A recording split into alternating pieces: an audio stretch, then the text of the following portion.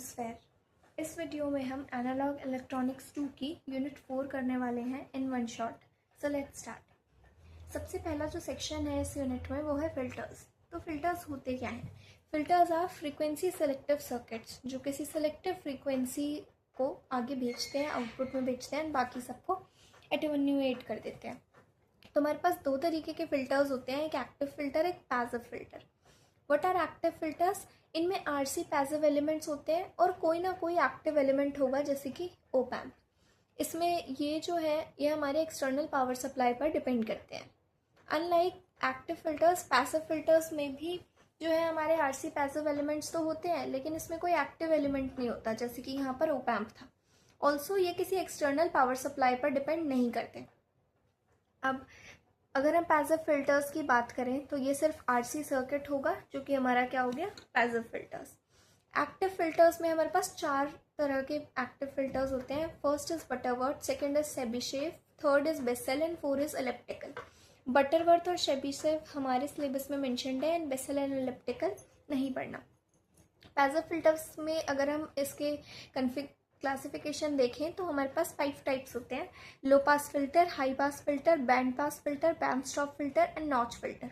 लो pass filter क्या करता है? एक कट ऑफ फ्रीक्वेंसी से कम की जो फ्रीक्वेंसीज हैं उनको पास करेगा, बाकी को अटेन्यूएट कर देगा।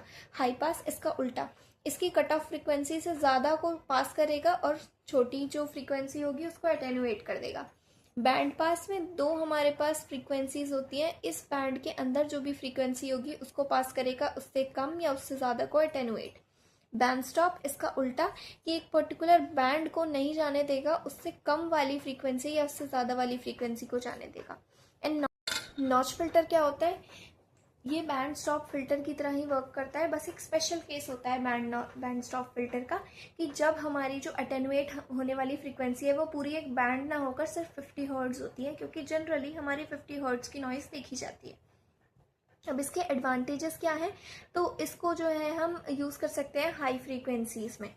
अगेन एक्टिव फिल्टर्स पर आते हैं, तो एक्टिव फिल्टर्स की लिमिटेशन ही यही है कि ये वेरी हाई फ्रीक्वेंसीज में यूज़ नहीं कर सकते, क्योंकि ओप एम्प जो है वो हाई फ्रीक्वेंसीज में ऑसिलेट करने लग जाता है। ये हमने पढ़ा था पहले की यूनिट्स में। तो बेसिकली क्या है, अगर सिर्फ आरसी सर्किट है तो ये हमारा क्या होता है, पैसिव फिल्टर होता है। उसमें अगर हम एक एक्टिव कंपोनेंट लगा दे जैसे ओप एम्प, तो वो एक एक्टिव फिल्टर बन जाता है। पैसिव फिल्टर की क्या एडवांटेजेस है कि ये हाई फ्रीक्वेंसी में वर्क कर सकता है, क्योंकि इसमें ओप एम्प नहीं लगा हुआ। ओप एम्प हाई फ्रीक्वेंसी पे ऑसिलेट करने लग जाता है, इसीलिए अनस्टेबल होता है, और दैट्स वाई हम एक्टिव फिल्टर को हाई फ्रीक्वेंसी, बहुत ज़्यादा हाई फ्रीक्वेंसी पे यूज़ नहीं करते। तो एक्टिव फिल्टर्स की क्या एडवांटेजेस है कि इसमें गेन हम एडजस्ट कर सकते हैं, लोडिंग इफेक्ट एडजस्ट कर सकते हैं, कॉस्ट कम होता है और साइज स्मॉल होता है। नेक्स्ट स्टार्ट करते हैं एक्टिव लो पास फिल्टर से। तो as usual low pass filter है तो उसमें आरसी सर्किट तो होगा ही, and because it is active तो एक एक्टिव हमारे पास कंपोनेंट होना चाहिए, जो कि हम क्या लगा रहे हैं, ओप एम्प। और हम कौन सी कन्फिग्रेशन यूज़ करेंगे ओप एम्प की? Inverting type. तो in active low pass filter of inverting type हम क्या करते हैं, एक कैपेसिटर ऐड कर देते हैं इन द फीडबैक पाथ।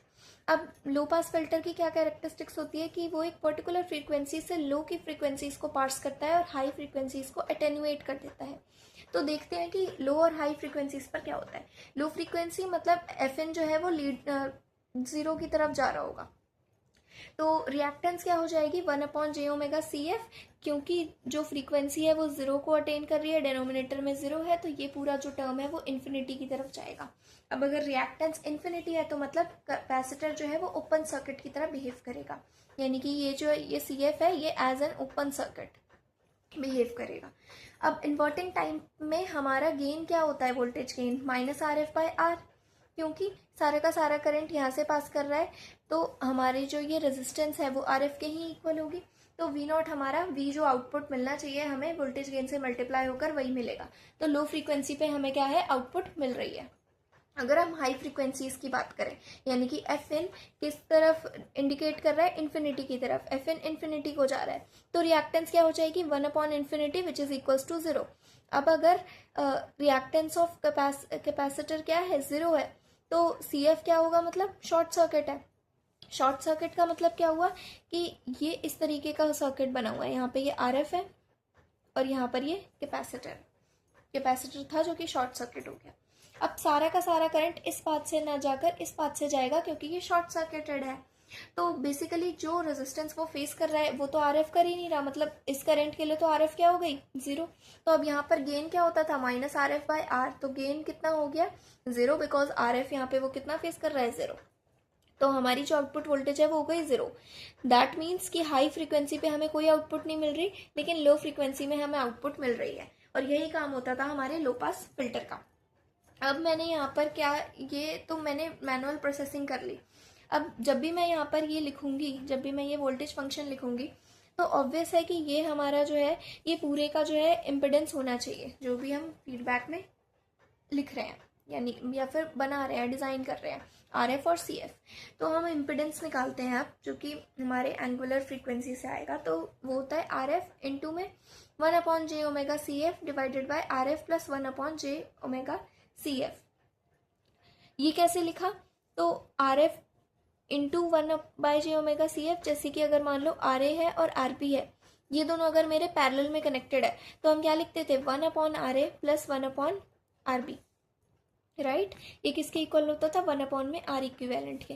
तो जब इसको सॉल्व करेंगे तो क्या आ जाएगा, RA plus RB divided bye RA RB, यानी कि ये किसका था, रेसिप्रोकल था। अब अगर मुझे R इक्विवेलेंट लिखना है तो वो क्या होगा, multiplication of RA RB divided by sum of RA plus RB। वही चीज़ यहाँ पर लिखी है। यहाँ पर मेरे पास दो कंपोनेंट्स है, एक हमारे पास कैपेसिटर है जिसकी रिएक्टेंस कितनी है, 1/j ओमेगा सी एफ, और एक हमारे पास रेजिस्टर है जिसकी रेजिस्टेंस क्या है, आर एफ। तो एक बार दोनों को मल्टीप्लाई करा न्यूमरेटर में, डिवाइडेड बाय दोनों का एडिशन। तो यहाँ से क्या हो जाएगा, जे ओमेगा सी एफ। अगर मैं यहाँ पे कॉमन ले दूँ तो यहाँ पे जे ओमेगा सी एफ जो है वो मल्टीप्लाई हो जाएगा आर एफ के साथ, डिनोमिनेटर में आ गया 1 plus R F J omega C F divided by J omega C F. और यहाँ पे भी न्यूमरेटर में क्या है, जे ओमेगा सी एफ, ये दोनों कैंसिल हो जाएंगे और न्यूमरेटर में सिर्फ आर एफ बच जाएगा, जो कि हमारे इम्पिडेंस की वैल्यू आ गई ऑफ फीडबैक पाथ। तो हमारी क्लोज लूप वोल्टेज गेन कितनी हुई, minus Z F by R which is equal to minus R F by R divided by 1 plus J omega R F into C F. अब 1/RF C F क्या होता है, omega C, cut off angular frequency हम जिसको कहते हैं। तो यहाँ पे मैंने ये पुट इन करा तो voltage gain of close loop क्या आ गई, minus R F by R divided by 1 plus J omega divided by omega C. अब यहाँ पे जब भी आप फ्रीक्वेंसी को जीरो या फ्रीक्वेंसी को इन्फिनिटी पुट करोगे तो हमें यही रिजल्ट मिलेगा जो कि यहाँ मिल रहा था, कि एफ एन जीरो करने पर हमें आउटपुट मिलेगा, लेकिन एफ इन्फिनिटी करने पर हमें आउटपुट नहीं मिलेगा। अगर हम इसका मैग्नीट्यूड निकाले तो वो कितना हो जाएगा, minus R F by R divided by 1 plus omega by omega C का होल स्क्वायर, क्योंकि ये जे है, राइट। तो इसीलिए हमने इसका मैग्नीट्यूड लिया है। ओमेगा किसके इक्वल होता है, 2 पाई इंटू में फ्रीक्वेंसी। ओमेगा सी किसके इक्वल होगा, 2 पाई इंटू में एफ सी। अब यहाँ पे डब्ल्यू सी का क्या मतलब है, कट ऑफ एंगुलर फ्रीक्वेंसी, और एफ सी का मतलब क्या है, कट ऑफ फ्रीक्वेंसी। जैसे ओमेगा एंगुलर फ्रीक्वेंसी होता है, एफ जो है फ्रीक्वेंसी होता है, तो सी का बस ये डिनोशन है कि वो कट ऑफ फ्रीक्वेंसी की बात कर रहे हैं, लो पास फिल्टर की कट ऑफ फ्रीक्वेंसी की। तो omega is equals to 2 pi F, omega C is equals to 2 pi F C. 2 pi दोनों कैंसिल हो जाएंगे, मेरे पास आ गया 1 plus F by F C का होल स्क्वायर। हमारी कट ऑफ फ्रीक्वेंसी किसके इक्वल आ गई, 1 में 2 pi R F into C F. R F is the resistance in the feedback path and C F is the capacitance in the feedback path. The cutoff frequency above which the signals will be attenuated and generate no output, or the cutoff frequency below which signals will be allowed to pass. ये cutoff frequency वो frequency है जिसके नीचे के सारे signals को pass करा जाएगा, output मिलेगी, यानी इसके ऊपर वाले signals को attenuate कर दिया जाएगा, मतलब कि हमें कोई output नहीं मिलेगा। हमने मैग्नीट्यूड निकाला था वोल्टेज गेन का इन क्लोज लूप, यहाँ पर एंगल निकाल रहे हैं। एंगल क्या हो जाएगा, 180 degree minus tan inverse of F by F सी।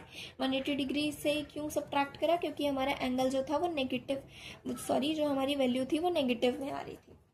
इसका फ्रीक्वेंसी रिस्पॉन्स देखते हैं। तो फ्रीक्वेंसी रिस्पॉन्स में आप देख सकते हो कि हमें क्या होगा, हमें कट ऑफ फ्रीक्वेंसी तक अच्छे से आउटपुट मिलेगी। और क्योंकि ये हमारा आइडियल फिल्टर नहीं है, इसीलिए ये जो है ये धीरे धीरे करके ये ज़ीरो पर जाएगा, ना कि जैसा हम आइडियली बनाते हैं कि सीधे ये हमारा एक कांस्टेंट हमें वैल्यू देकर और फिर शार्पली ज़ीरो हो जाएगा। ये हमारा आइडियल के लिए होता है, लेकिन क्योंकि हम प्रैक्टिकल की बात कर रहे हैं, हमने ओप एम्प के थ्रू बनाया है, तो प्रैक्टिकली ये हमारा फ्रीक्वेंसी रिस्पॉन्स कर्व होता है, जिसमें से ये हमारा कट ऑफ फ्रीक्वेंसी के अंदर का पास बैंड है और बाहर का स्टॉप बैंड है। नेक्स्ट बात करते हैं एक्टिव हाई पास फिल्टर की, अगेन इन्वर्टिंग टाइप। तो यहाँ पर भी हम, क्योंकि एक्टिव फिल्टर है तो आरसी सर्किट के साथ एक ओप एम्प भी होगा। यहाँ पर हम क्या करेंगे, लास्ट लो पास फिल्टर में हमने कैपेसिटर ऐड करा था इन the feedback path. High pass filter के लिए हम कैपेसिटर ऐड करेंगे इन द इनपुट टर्मिनल। तो अगेन अब हम क्या करेंगे, एक बार लो फ्रीक्वेंसी देकर देखेंगे, एक बार हाई फ्रीक्वेंसी देकर देखेंगे। फ्रीक्वेंसी 0, लो फ्रीक्वेंसी दे रही हूँ, तो मेरे पास क्या होगा, एक्स सी क्या हो गया 1/j⍵c, यानी कि इन्फिनिटी।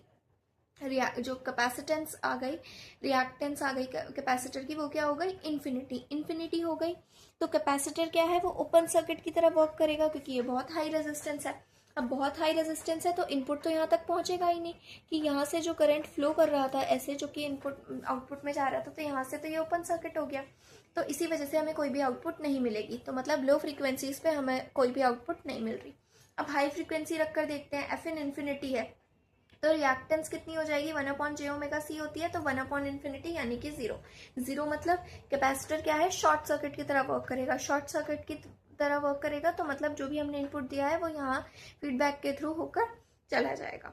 तो इसीलिए हमारा जो यहाँ पे वोल्टेज गेन क्या हो जाएगा, -RF/R, जो कि नॉर्मली होता है। लेकिन यहाँ पे R जो है वो सिर्फ इसकी रेजिस्टेंस नहीं होती है, प्रैक्टिकली इसकी भी होती है। लेकिन क्योंकि मैं इन्फिनिटी की बात कर रही हूँ, मतलब मैं आइडियल केस की बात कर रही हूँ कि इन्फिनिटी तो हम पहुंचा नहीं सकते हैं ना, तो इन्फिनिटी में ये शॉर्ट सर्किट हो जाता है। शॉर्ट सर्किट मतलब 0 रेजिस्टेंस, इसलिए मैंने डायरेक्टली आर लिया है। तो कैपेसिटर शॉर्ट सर्किट की तरह वर्क करेगा तो हमें कोई ना कोई आउटपुट मिलेगी, मतलब आउटपुट मिल रही है हाई फ्रीक्वेंसीज पर। तो ये हमारा एक्टिव हाई पास फिल्टर बन गया। अगर हम एक्टिव हाई पास फिल्टर की बात करें तो इम्पिडेंस ऑफ फीडबैक पाथ, उसमें सिर्फ रेजिस्टर है तो सिर्फ आरएफ होगा। लेकिन अगर हम नॉर्मल इम्पिडेंस की बात करें इनपुट की, तो उसमें हमारे पास दो कंपोनेंट्स थे, एक था हमारा रेजिस्टर और एक था हमारा कैपेसिटर। क्योंकि दोनों सीरीज में है तो इसीलिए दोनों की जो रेजिस्टेंस है वो ऐड हो जाएगी। तो रेजिस्टेंस की आर और कैपेसिटर की कितनी हो गई, 1/j⍵c। यहाँ से अगर मैं आर दोनों से कॉमन लेना चाहूँ तो यहाँ पर इस टर्म में तो आर नहीं है, इसलिए मुझे एक से डिवाइड करना पड़ेगा। तो हमारे पास जेड की वैल्यू क्या आ गई, आर मल्टीप्लाइड बाय 1 + 1/j⍵RC। अब इस आर सी को मैं क्या लिख सकती हूँ, ये आर सी का रेसिप्रोकल कितना होता है, ω/c, angular cut off frequency, क्योंकि हमारा एफ सी क्या होता है 1/2πRC। तो यहाँ से मैंने यही करा, j⍵RC को मैंने क्या लिख दिया, 1/RC क्या होता है, ω/c, तो RC किसके इक्वल आ जाएगा, 1/ω/c के। यानी कि मेरे पास क्या बन गया, क्लोज लूप गेन -ZF/Z होता है, तो -RF/R इंटू में 1 + j⍵/ω/c।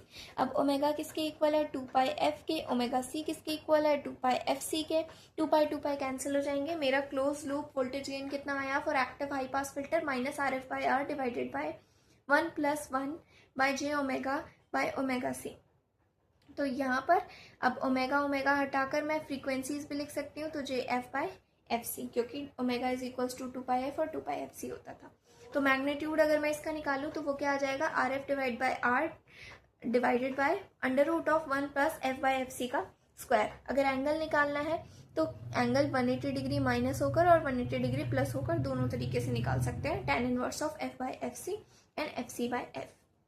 ये कैसे आ गया, तो अगर मैं क्या करूं, इसको उल्टा कर दूं, इसका रेसिप्रोकल कर दूं, तो एक नेगेटिव साइन आ जाएगा, एक नेगेटिव साइन यहाँ पे प्लस हो जाएगा मेरे पास, तो 180 degree plus tan inverse fc/f। Positive में हम ऐसे लिख सकते हैं, नेगेटिव में हम ऐसे लिख सकते हैं, आंसर सेम ही आएगा। इसका फ्रीक्वेंसी रिस्पॉन्स कर्व देखते हैं। अब क्या होगा, हम आइडियली कैसा कर्व बनाते थे इसका, कि हमारे पास ये जो है इस तरीके से, हमें यहाँ पे कोई भी फ्रीक्वेंसी पास नहीं कर रही, और ये हमारा यहाँ से एक पर्टिकुलर फ्रीक्वेंसी के बाद से ये हमारी फ्रीक्वेंसी को जाने दे रहा है, ये हाई पास फिल्टर हो गया। लेकिन क्योंकि हम प्रैक्टिकल फिल्टर की बात कर रहे हैं तो ये शार्प जो है चेंज नहीं आता है, तो धीरे धीरे करके जो है ये आउटपुट देना शुरू करेगा। तो ये हमारा कट ऑफ फ्रीक्वेंसी के राइट वाला पूरा पास बैंड है और लेफ्ट वाला स्टॉप बैंड है। ऑल्दो यहाँ पर भी हमें थोड़ी बहुत आउटपुट मिलेगी, क्योंकि हम practical active high pass filter की बात कर रहे हैं। Also active high pass filter जो है वो हमारा डिफरेंशिएशन सर्किट की तरह होता है। डिफरेंशिएटर सर्किट जो है हम यूनिट 3 में पढ़ेंगे। इसकी आउटपुट और एक्टिव हाई पास फिल्टर की आउटपुट में बस ये फर्क है कि डिफरेंशिएटर की आउटपुट थोड़ी ज़्यादा होती है after the cut off frequency, और ऑल्सो जो हमने इससे पहले एक्टिव लो पास फिल्टर पढ़ा था वो हमारा इंटीग्रेटर की तरह वर्क करता है। उसमें भी एक after before cut off frequency क्या होता है, इंटीग्रेटर की आउटपुट बड़ी होती है एक्टिव लो पास फिल्टर की आउटपुट से। इंटीग्रेटर, डिफरेंशिएटर, ये सारे यूनिट 3 के टॉपिक्स हैं। नेक्स्ट है हमारा एक्टिव बैंड पास फिल्टर। ये भी अगेन हम किस में पढ़ेंगे, इन्वर्टिंग टाइप में पढ़ेंगे। अब बैंड पास फिल्टर क्या था कि हमारे पास 2 कट ऑफ फ्रीक्वेंसीज होती थी और उनके बीच का सिग्नल ये पास करता था, बाकी सबको अटेनुएट कर देता था। अगेन क्योंकि हम एक्टिव फिल्टर की बात कर रहे हैं तो एक आरसी सर्किट होगा और एक ओप एम्प होगा। अब यहाँ पर हम क्या कर रहे हैं, हम यहाँ पर एक कैपेसिटर लगाएंगे इनपुट पाथ में भी और एक कैपेसिटर लगाएंगे हम फीडबैक पाथ में। अब जैसा हम करते थे वैसा ही करेंगे। एक बार लो फ्रीक्वेंसी देखकर देखेंगे, एक बार हाई फ्रीक्वेंसी देखकर देखेंगे। जब हमने लो फ्रीक्वेंसी दी यानी कि Fn इज इक्वल्स टू 0, तो ये जो मेरा कैपेसिटर लगा हुआ है इसकी बात कर रही हूँ मैं अभी, तो इसकी रिएक्टेंस क्या हो गई 1/j⍵c यानी कि 1/0 जो कि हो गया इन्फिनिटी। इन्फिनिटी का मतलब क्या हो गया, ये क्या हो गया ओपन सर्किट। अब ये ओपन सर्किट हो गया तो ये तो क्लोज सर्किट बना ही नहीं, तो यहाँ से फिर हमें कोई भी आउटपुट नहीं मिलेगी। अब अगर मैं हाई फ्रीक्वेंसी की बात करूँ तो Fn क्या है, इन्फिनिटी है। अब मैं यहाँ पर इस वाले कैपेसिटर की बात करूँ तो यहाँ पर क्या होगा, अगर 1/∞ है तो ये हो गया 0, 0 पे ये शॉर्ट सर्किट होता है, ये तो कंडक्ट करेगा। लेकिन अगर मैं फीडबैक पाथ वाले कैपेसिटर की बात करूँ तो ये क्या करेगा, तो Xc is equals to 1/j⍵cf। ये भी क्या करेगा, ये 0 हो जाए, ये भी 1/∞ आ जाएगा क्योंकि फ्रीक्वेंसी इन्फिनिटी है, और ये 0, 0 का मतलब कि ये हमारा शॉर्ट सर्किट की तरह वर्क करेगा, राइट। दोनों ही कैपेसिटर्स जो थे CF और C दोनों शॉर्ट सर्किट हो गए। तो एक बार अज्यूम करते हैं कि करंट यहाँ से निकला, यहाँ से गया, यहाँ से गया और यहाँ से पास हो गया। अब ये तो RF से गया ही नहीं और फीडबैक पाथ में उसे रेजिस्टेंस कितनी मिली, 0। हमारे वोल्टेज गेन की वैल्यू क्या थी, -RF/R, तो यानी RF तो 0 हो गया, तो यानी कि वोल्टेज गेन भी कितना हो गया, 0, यानी कि आउटपुट कितनी मिलेगी, 0। तो ना हमें लो फ्रीक्वेंसी पे आउटपुट मिल रहा है, ना हमें हाई फ्रीक्वेंसी पे आउटपुट मिल रहा है, मतलब कि हमें इसके बीच में ही आउटपुट मिलेगा। अब हम इम्पिडेंस निकालते हैं फीडबैक पाथ का, तो ZF इज इक्वल्स टू, क्योंकि दोनों जो है रेजिस्टेंस और कैपेसिटर हमारे पैरेलल में थे, तो फॉर्मूला क्या होता है, resistance 1 into resistance 2 divided by R1 plus R2। तो RF इंटू में कैपेसिटर की resistance 1/j⍵cf divided by RF plus 1/j⍵cf। Again यहाँ पे क्या करेंगे, RF कॉमन लेंगे, RF कॉमन लेंगे, ये दोनों कैंसिल हो जाएंगे, और यहाँ पर क्योंकि RF नहीं था तो मुझे एक RF से मल्टीप्लाई करना पड़ेगा। अब ये जो RF इंटू CF है तो ये इस तरीके से हमारा ZF का फंक्शन क्या आ गया, RF अपॉन में 1/j⍵ RF इंटू CF। अब हम इम्पिडेंस निकालते हैं नॉर्मल इनपुट की, इन्वर्टिंग टर्मिनल पे जो हम दे रहे थे, तो क्योंकि दोनों सीरीज में है, अगेन एक रेजिस्टर है एक कैपेसिटर है, तो दोनों सिंपली ऐड हो जाएंगे, R plus 1/j⍵c। R common लिया, क्या आ गया मेरे पास 1 प्लस 1/j⍵RC, एक R से डिवाइड करा क्योंकि हमने एक कॉमन लिया है। अब यहाँ पर हमारे पास 2 फ्रीक्वेंसीज होनी चाहिए, 2 कट ऑफ फ्रीक्वेंसीज होनी चाहिए, एक जिससे कम को ये पास नहीं करेगा और एक जिससे हाई को ये पास नहीं करेगा। तो ω_C1 को मैंने क्या मान लिया, 1/ω_C1 क्या होती है 1/RF इंटू CF, और ω_C2 क्या होती है 1/RC। RF इंटू CF ये फीडबैक पाथ वाले रेजिस्टेंस और कैपेसिटेंस है, और RC ये इनपुट पाथ वाले हैं। तो ZF की वैल्यू कितनी थी, RF अपॉन में 1/j⍵/ω_C1, ये आप कैलकुलेट कर सकते हो। यहाँ से हम क्या करेंगे, RC इज इक्वल्स टू 1/ω होता है, ω_C तो यहाँ पे अगर मैं इसको 1 मानूँ तो ω_C1 मान लिया, तो ये क्या हो जाएगा j⍵/ω_C1, वही चीज़ यहाँ पे लिखी हुई है। तो ये हो गया ZF, और Z के लिए अगर मैं यहाँ पर बात करूँ तो RC किसके इक्वल होगा, यहाँ पर 1/ω_C2, तो यहाँ पर j⍵/ω_C2 आ जाएगा, जो कि मैंने यहाँ लिख दिया, Z equals to R into में 1 plus 1/j⍵ divided by ω_C2। अब अगर ZF और Z की वैल्यू को मैं voltage close loop voltage gain में मैं पुट करूँ तो मेरे पास कुछ ऐसा एक्सप्रेशन आ जाएगा। इसको मैं फर्दर सॉल्व करूंगी तो मेरे पास कुछ ऐसा बन जाएगा कि -RF/R divided by 1 plus j⍵/ω_C1 multiplied by 1 plus 1 divided bye j⍵/ω_C2, जहाँ पे ω_C हमारी लोअर कट ऑफ फ्रीक्वेंसी है और lower angular cut off frequency है, ω_C2 higher angular cut off frequency है। तो यहाँ से हम FC1 और FC2 निकाल सकते हैं, lower and higher cut off frequency, जो कि आ जाएगा 1/2f RF into CF, and FC2 is equals to 1/2π RC, और FC हमारा ग्रेटर होता है FC2 से, मतलब FC1 जो है वो हमारी ग्रेटर बड़ी वाली फ्रीक्वेंसी है, मतलब इसके बाहर का जो सिग्नल है वो अटेन्यूएट हो जाएगा और इसके अंदर का मतलब इसके जो छोटे सिग्नल है वो अटेन्यूएट हो जाएंगे। इसका फ्रीक्वेंसी रिस्पॉन्स कर्व देखते हैं। हमारे पास दो कट ऑफ फ्रीक्वेंसी होगी, FC1 इंटू FC2। आइडियली हम क्या बनाते थे, कुछ इस तरीके का कर्व रिस्पॉन्स बनाते थे, जहाँ पे ये हमारा FC2 होता था, यहाँ पे हमारा FC1 होता था। लेकिन हम प्रैक्टिकल की बात कर रहे हैं तो इन द पास बैंड भी थोड़े टाइम तक हमें आउटपुट मिलेगा, और ये जो जो पास बैंड है उसमें भी हमें कांस्टेंट आउटपुट नहीं मिलता, वो थोड़ा सा जो है वो डिफर करता है। तो ये हमारा फ्रीक्वेंसी रिस्पॉन्स कर्व आ गया एक्टिव बैंड पास फिल्टर का। लास्ट पढ़ते हैं एक्टिव स्टॉप बैंड फिल्टर, और इसी का स्पेशल केस नॉच फिल्टर। तो अगेन एक्टिव फिल्टर है तो RC सर्किट के साथ एक ओप एम्प भी होगा। स्टॉप बैंड फिल्टर है तो स्टॉप बैंड में हम क्या करेंगे, LPF और HPF लो पास फिल्टर और हाई पास फिल्टर का पैरेलल कनेक्शन कर देंगे। मतलब कि V इनपुट मैं दोनों में दूंगी, लो पास फिल्टर को भी दूंगी और हाई पास फिल्टर को भी दूंगी। ये जो है मेरा इस तरीके से सेट होगा कि इसकी कट ऑफ फ्रीक्वेंसी F1 है और इसकी कट ऑफ फ्रीक्वेंसी F2 है। तो लो पास फिल्टर क्या करेगा, F1 से लो के सिग्नल्स को पास करेगा, हाई को अटेन्युएट कर देगा। हाई पास फिल्टर क्या करेगा, F2 से हाई फ्रीक्वेंसीज को पास करेगा और बाकी सबको अटेन्युएट कर देगा। ये फ्रीक्वेंसीज हम कुछ इस तरीके से लेते हैं कि F1 is less then F2। तो अगर हम इसको ओवरलैप करें तो कुछ इस तरीके का बनेगा कि F1 और F2 के बीच के सिग्नल्स पास नहीं हो रहे, लेकिन F1 से कम और F2 से ज़्यादा के सिग्नल्स पास हो रहे हैं। तो यही होता है हमारा एक्टिव स्टॉप बैंड फिल्टर। अब लो पास की जब हम बात कर रहे हैं तो फ्रीक्वेंसी कट ऑफ फ्रीक्वेंसी क्या होती है, 1/2πRC, जिसको मैंने F1 कह दिया, जिसका फ्रीक्वेंसी रिस्पॉन्स का अभी हम पढ़कर आए हैं लो पास का। हाई पास में हम अगर FC की बात करें तो वो भी 1/2πRC होता है, लेकिन इसको मैंने F2 कहा है और इसका रिस्पॉन्स कर्व कुछ इस तरीके का होता है। अब सपोज कर लेते हैं कि F2 is greater than F1, जो कि हम रखते हैं ताकि हम इस पैरेलल कनेक्शन को अच्छे से वर्क करा सकें। तो मान लो F2 100 है और F1 50 है, तो हम जब इसको वर्क कराएंगे तो ये जो है 50 से 100 के बीच की फ्रीक्वेंसीज को पास नहीं करेगा, लेकिन 50 से कम की और 100 से ज़्यादा की फ्रीक्वेंसीज को पास करेगा। So our active stop band filter doesn't allow F1 to F2 to pass and let 0 to F1 and F2 to infinity pass through the filter।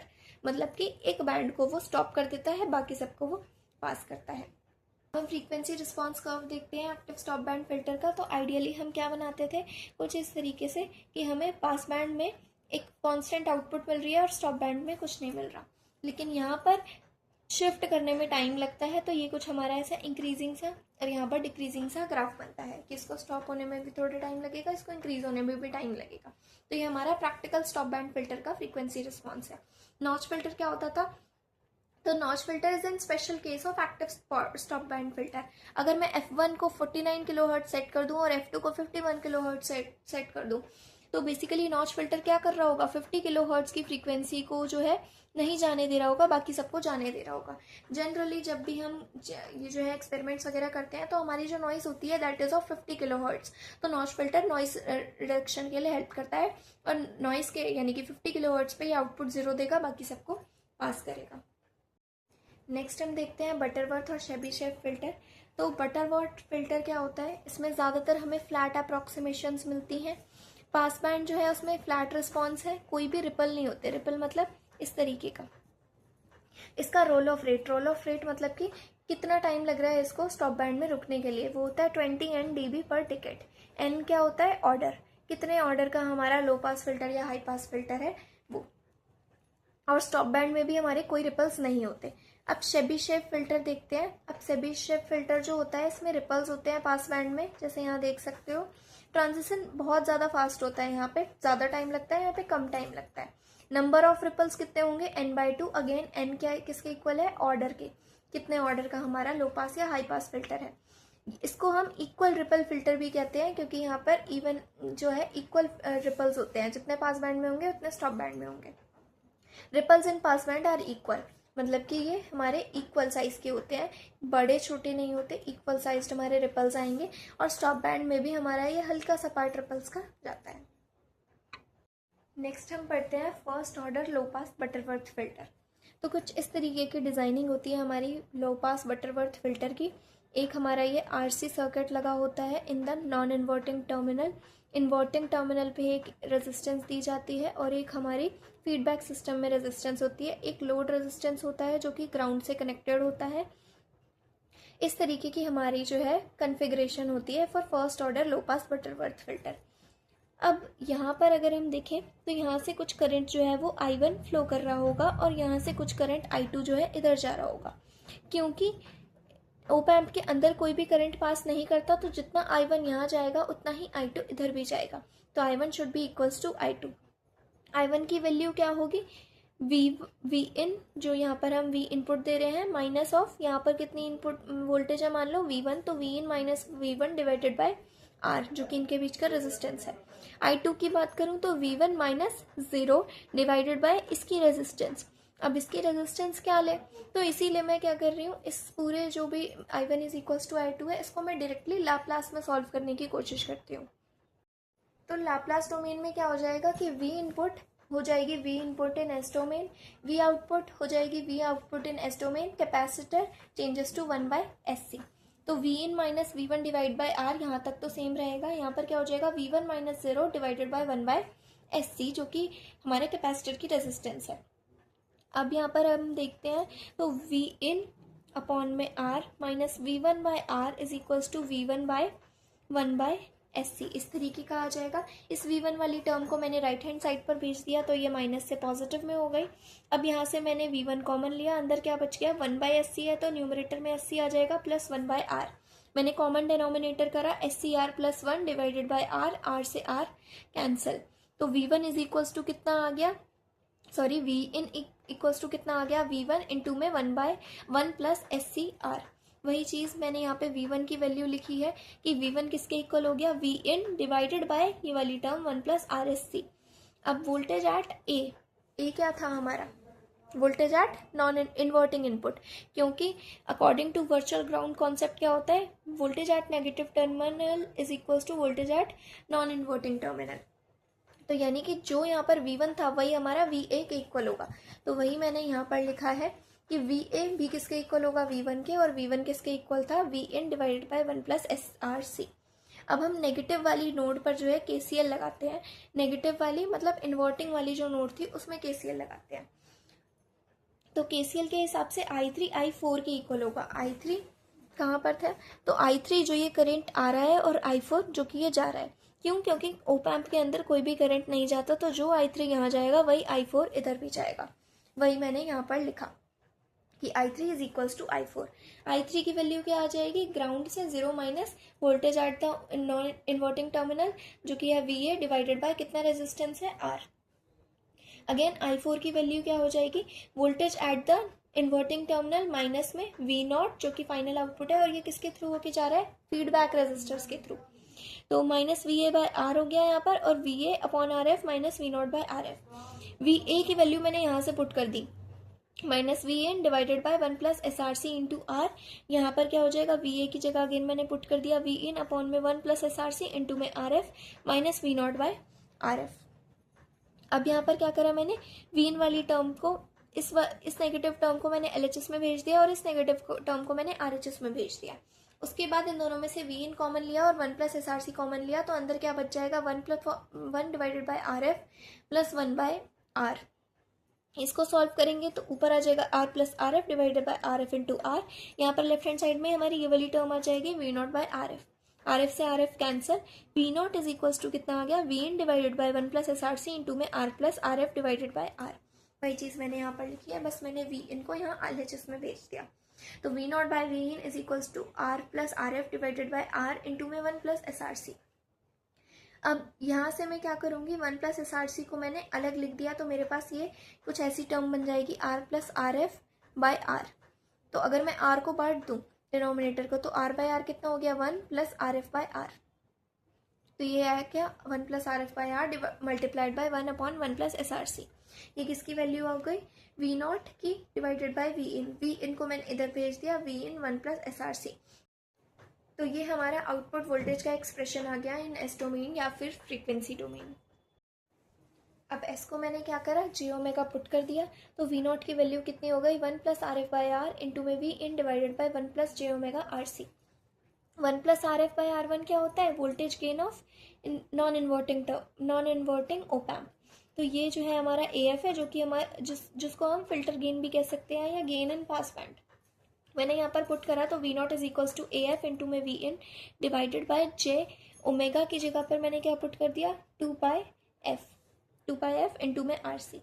We in को मैंने वापस एल एच एस में भेज दिया, तो V naught by V in is equals to A F divided by 1 plus J F upon में इस 2 pi F को मैंने यहीं रहने दिया, 2 पाई आर सी को मैंने डिवाइड में लिख दिया 1/2 पाई आर सी करके, इस तरीके से।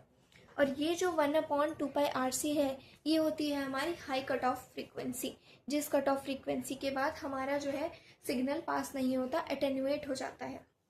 ये हमारी है cut off frequency for our low pass filter. तो V naught by V in किसके इक्वल आ गया, A F divided by 1 plus J F divided by F H, जहाँ पे एफ एच क्या है हमारा 1/2 pi R C, high cut off frequency या फिर cut off frequency for low pass filter. इसका मैग्नीट्यूड निकालते हैं V naught by V in का। तो V naught by V in का मैग्नीट्यूड इज इक्वल्स टू, क्योंकि यहाँ पे जे है तो A F divided by under root में 1 plus F by F H का होल स्क्वायर। फेज अगर हम निकालें तो वो क्या होगा, minus of tan inverse F by F H. अब एलपीएफ का बिहेवियर कुछ इस तरीके से हम एक्सप्लेन कर सकते हैं कि जब भी फ्रीक्वेंसी एफ एच से कम है तो वी नॉट बाई वी इन जो है वो ए एफ है, यानी कि कांस्टेंट है, तो हमें आउटपुट मिलेगा। अगर हम सेम रखते हैं F equals to F H, तो हमें क्या होगा, √2 करके वैल्यू मिलेगी। V naught by V in is equals to A F by √2। ये आप पुट करके देख सकते हो, जो कि होता है 0.70 ए एफ। इसीलिए यहाँ पे हल्का सा ऐसा शिफ्ट आएगा। और अगर फ्रीक्वेंसी एफ एच से बड़ी हो गई तो V naught by V in A F से कम होगा और ये ग्रेजुअली डिक्रीज करेगा, और इसीलिए हमें ये डिक्रीजिंग कर्व मिलता है और एक पॉइंट के बाद ये 0 हो जाता है। अब एक क्वेश्चन देखते हैं of designing of first order low pass Butterworth filter. तो हमें क्या बोला है कि design a first order low pass Butterworth filter जिसकी कट ऑफ फ्रीक्वेंसी कितनी है, 1 किलो हर्ट्ज है, एंड पास बैंड गेन कितना है, 2। Also plot the frequency response of the design filter. Frequency response भी हमें निकालना है। सबसे पहले हमें बोला है cut off frequency 1 kilo hertz है, यानी R F H is equals to 1 kilo hertz, यानी कि 10⁻³ हर्ट्ज। हमें क्या बोला है, पास बैंड गेन क्या है, 2, यानी A F is equals to 2। अब A F is equals to कितना होता है, 1 plus R F by R one, जो कि मैंने इक्वल्स टू 2 कर दिया। ये +1 है, आर एच उसमें जाके -1, तो 2 - 1 1 के इक्वल हो जाएगा। तो R F is equals to R one, ये एक रिलेशन मेरे पास आ गया। अब एफ एच देखते हैं। एफ एच भी हमें गिवन था, जिसका फॉर्मूला होता है 1/2 पाई आर सी, और ये किसके इक्वल था, 1000 के। तो हम क्या करते हैं, सी को अज्यूम कर लेते हैं 0.01 mu F. It is the general assumption जो कि आप यूज़ करते हो, क्योंकि अब मेरे पास ये एक इक्वेशन है और यहाँ पे दो वेरिएबल्स हैं, आर और सी, तो मैं एक ही निकाल सकती हूँ, इसीलिए मैंने सी को अज्यूम कर लिया 0.01 म्यू एफ। अब यहाँ से अगर मैं आर की वैल्यू निकालना चाहूँ तो आर की वैल्यू कितनी हो जाएगी, 1 अपॉन में 2 पाई इंटू में 1000 इंटू में सी, राइट। ये जो है आप इधर ले जाओगे, 1000 को इधर ले आओगे तो 2 पाई इंटू सी इंटू 1000, तो 2 पाई इंटू 1000 इंटू सी, ये किसके इक्वल आ गया, आर के। 1 अपॉन में 2 इंटू में पाई 3.14, 1000 इंटू में सी की वैल्यू क्या थी, 0.01 म्यू एफ। तो म्यू मतलब कि 10⁻⁻6 और 0.01 को मैंने 10⁻⁻2 लिखा है। तो ये हमारा कुछ सॉल्व करके कुछ इस तरीके का बनेगा, 10⁵ डिवाइडेड बाई 2 इंटू 3.14, जिसको फर्दर सॉल्व करने के बाद हमारे आर की वैल्यू क्या आ गई, 15.92 किलो ओम। अब R1 की वैल्यू क्या है, लेट कर लेते हैं हम 10 किलो ओम। R1 जो हम इन्वर्टिंग टर्मिनल में रेजिस्टेंस लगाते थे। RF की वैल्यू भी हम क्या मान लेंगे, 10 किलो ओम। ये हमारी स्टैंडर्ड अजम्पशंस है जो कि हम यूज़ करते हैं कि कैपेसिटर हमारा 0.01 म्यू एफ का होगा, R1 हमारा 10 किलो ओम होगा, RF हमारा 10 किलो ओम होगा। बेसिक हमारा लो पास फिल्टर किससे बनता है, इस RC सर्किट से।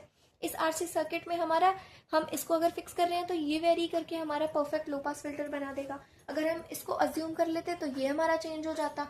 बात मतलब वही रहेगी कि हमारी कट ऑफ फ्रिक्वेंसी उतनी ही रहेगी। कट ऑफ फ्रिक्वेंसी का इन दोनों से तो कोई रिलेशन ही नहीं है, उनका किससे रिलेशन है, आर और सी से। और आर और सी हम इसको एक को फिक्स करके दूसरे को चेंज कर सकते हैं या फिर दोनों को भी चेंज कर सकते हैं, क्योंकि हमें अज्यूम करना होता है, क्योंकि हमें मतलब लिमिटेड इक्वेशन से वेरिएबल सॉल्व करने होते हैं, इसलिए हम एक को अज्यूम कर लेते हैं। तो इस तरीके की हमारी डिजाइनिंग हो गई कि हमारे 10 किलो ओम्स के हैं, आर की वैल्यू हमारी 15.92 किलो ओम आई और कैपेसिटर हमने 0.01 म्यू एफ अज्यूम करा था। तो ये हमने फर्स्ट ऑर्डर लो पास बटरवर्थ फिल्टर डिजाइन कर लिया, जिसकी cut off frequency 1 kilo hertz है और पास बैंड गेन कितना है 2। नेक्स्ट उसी क्वेश्चन में अगर हमें बोले कि कट ऑफ फ्रीक्वेंसी जिसकी 1 किलो हर्ट्ज थी, फ्रीक्वेंसी स्केलिंग का यूज़ करके इस कट ऑफ को 1.5 किलो हर्ट्ज कर दो और पास बैंड गेन क्या होगा, सेम, क्योंकि हमें कोई भी उसके बारे में नॉलेज नहीं दे रखी। तो नई cut off frequency F H dash कितनी है 1.5 किलो हर्ट्ज और अवेलेबल कितनी है F H 1 kilo hertz.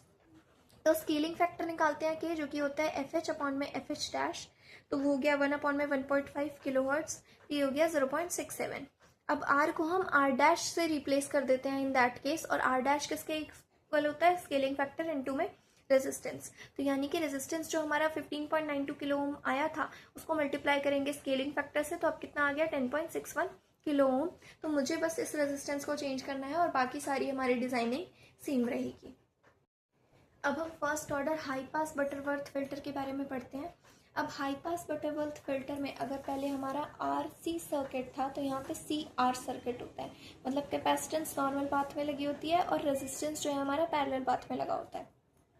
Virtual ground concept से क्या होगा कि voltage at non inverting terminal is equals to voltage at inverting terminal, यानी कि V1 is equals to VA। अब यहाँ से अगर मेरा I1 करंट पास कर रहा है और यहाँ से I2 करंट पास कर रहा है, क्योंकि ओप एम्प के अंदर कोई भी करंट एंटर नहीं करता, तो I1 should be equal to I2। दोनों की इसकी इक्वेशन में लाप्लास फॉर्म में लिख रही हूँ। तो I1 की वैल्यू कितनी होगी, Vin माइनस में V1 डिवाइडेड बाय ये जो यहाँ पे रेजिस्टेंस मुझे ऑफर हो रही है जो कि होती है 1/SC। I2 की वैल्यू क्या होगी, V1 minus 0 divided by R। यहाँ पे मैंने क्या करा, V1 वाली टर्म्स को एक साइड ले गई जैसा हमने लास्ट टाइम करा था। तो Vin in S domain dot SC is equals to V1 by R plus V1 SC। तो यहाँ से V1 बाय R को मैंने अगर कॉमन ले लिया तो यहाँ पर क्या बच जाएगा 1 प्लस SRC। यहाँ पे R नहीं था इसीलिए मुझे एक R से मल्टीप्लाई करना पड़ा। नाउ Vin S किसके इक्वल हो गया, V1 इंटू में 1 plus SRC divided by SRC। यहाँ से V1 की वैल्यू अगर मैं निकालूँ तो वो आ जाएगी Vin in S domain dot SRC divided by 1 plus SRC। अब अगेन यहाँ पर ये जो ऊपर वाला इन्वर्टिंग टर्मिनल था, यहाँ पर भी अगर इस वाले करंट इसके थ्रू करंट को I3 मान लूँ और इसके थ्रू करंट को I4 मान लूँ, तो I3 I4 के इक्वल होगा। क्यों, क्योंकि ओप एम्प के अंदर कोई भी करंट एंटर नहीं करता। तो I3 क्या हो जाएगा 0 minus VA divide by R1 and I4 किसके इक्वल हो जाएगा V1 minus V0 divided by RF। Values put करते हैं तो V1 किसके इक्वल था, V1 के। V1 की वैल्यू हमने यहाँ निकाली है, पहले नॉर्मली पुट करते हैं। तो VA की जगह मैंने V1 पुट कर दिया, तो minus V1 by R1, V1 minus V0 upon में RF। अब यहाँ से क्या होगा, V1 वाली टर्म को अगर मैं एक साइड ले जाऊँ, इस वाली टर्म को मैंने राइट हैंड साइड भेज दिया और इस वाली टर्म को V0 बाई RF को लेफ्ट हैंड साइड। तो V0 by RF is equals to V1 by RF plus V1 by R1। तो इस तरीके की टर्म आ गई। यहाँ से हम क्या कर सकते हैं, V1 को कॉमन लेंगे, ये क्या बच गया 1 अपॉन RF प्लस 1 अपॉन में R1। इसको सॉल्व करेंगे V1 इंटू में R1 plus RF divided by R1 into RF। अब RF से RF कैंसिल हो जाएगा, मेरे पास V0 किसके इक्वल आ गया, V1 इंटू में R1 plus RF divide by R1। अब R1 को मैं इससे डिवाइड करूंगी तो 1 आ जाएगा, RF बाय R1 आ जाएगा। तो यानी कि V0 is equals to V1 into 1 plus RF by R1, जो कि यहाँ पर लिखा हुआ है 1 plus RF by R1 into में V1। तो V0 किसके इक्वल आया था, 1 plus RF by R1 into में V1। 1 plus RF by R1 क्या होता है हमारा वोल्टेज गेन, यानी कि AF, जिसको हम पास बैंड गेन भी कहते हैं, इनटू में V1। तो AF is equals to 1 plus RF by R1, जो कि हमारा पास बैंड गेन होता है। अब अगर ये जो है V0 इन S डोमेन है तो ये AF इंटू में V1 की वैल्यू पुट कर दो। V1 की वैल्यू कितनी, Vin multiplied by SRC divided by 1 plus SRC। तो V0 in S domain divided by Vin in S domain, ये होता है हमारा ट्रांसफर फंक्शन, वो किसके इक्वल आ गया SRC इंटू में AF divided by 1 plus SRC। अब एस को जे ओमेगा पुट कर दिया तो V naught J omega V in J omega R C A F divided by 1 plus J omega R C. Omega की जगह मैंने 2 pi F put कर दिया, अगेन यहाँ पर भी ओमेगा की जगह 2 पाई एफ पुट कर दिया। अब वी नॉट जे ओमेगा और V in divided by V in J omega, ये किसके इक्वल आएगा? तो 1 बाई 2 पाई आर सी, ये किसके इक्वल हो गया? हमारा लोअर कट ऑफ फ्रीक्वेंसी के, मतलब कि जिससे लो कट ऑफ, जिस फ्रीक्वेंसी से लो वाली फ्रीक्वेंसी को पास नहीं करा जाएगा, वही मैं यहाँ पर लिखती हूँ। तो J F is equals to multiplied by 1 by 2 pi R C into में A F divided by 1 plus J F divided by 1 by 2 pi R C. अब यहाँ पर क्या होगा, ये जो है ये हमारा एफ एल के इक्वल है, ये अगेन हमारा एफ एल के इक्वल है, तो वो मैंने यहाँ पुट कर दिया। So now our V naught j omega divided by V in j omega is equals to JF divided by FL divided by 1 plus JF by FL into में AF। इसका मैग्नीट्यूड निकाले तो वो कितना आ जाएगा? AF into में F by FL divided by under root of 1 plus F by FL का square. Base क्या होगा? Theta minus tan inverse of F by FL, और ये 90 डिग्री नहीं होता है।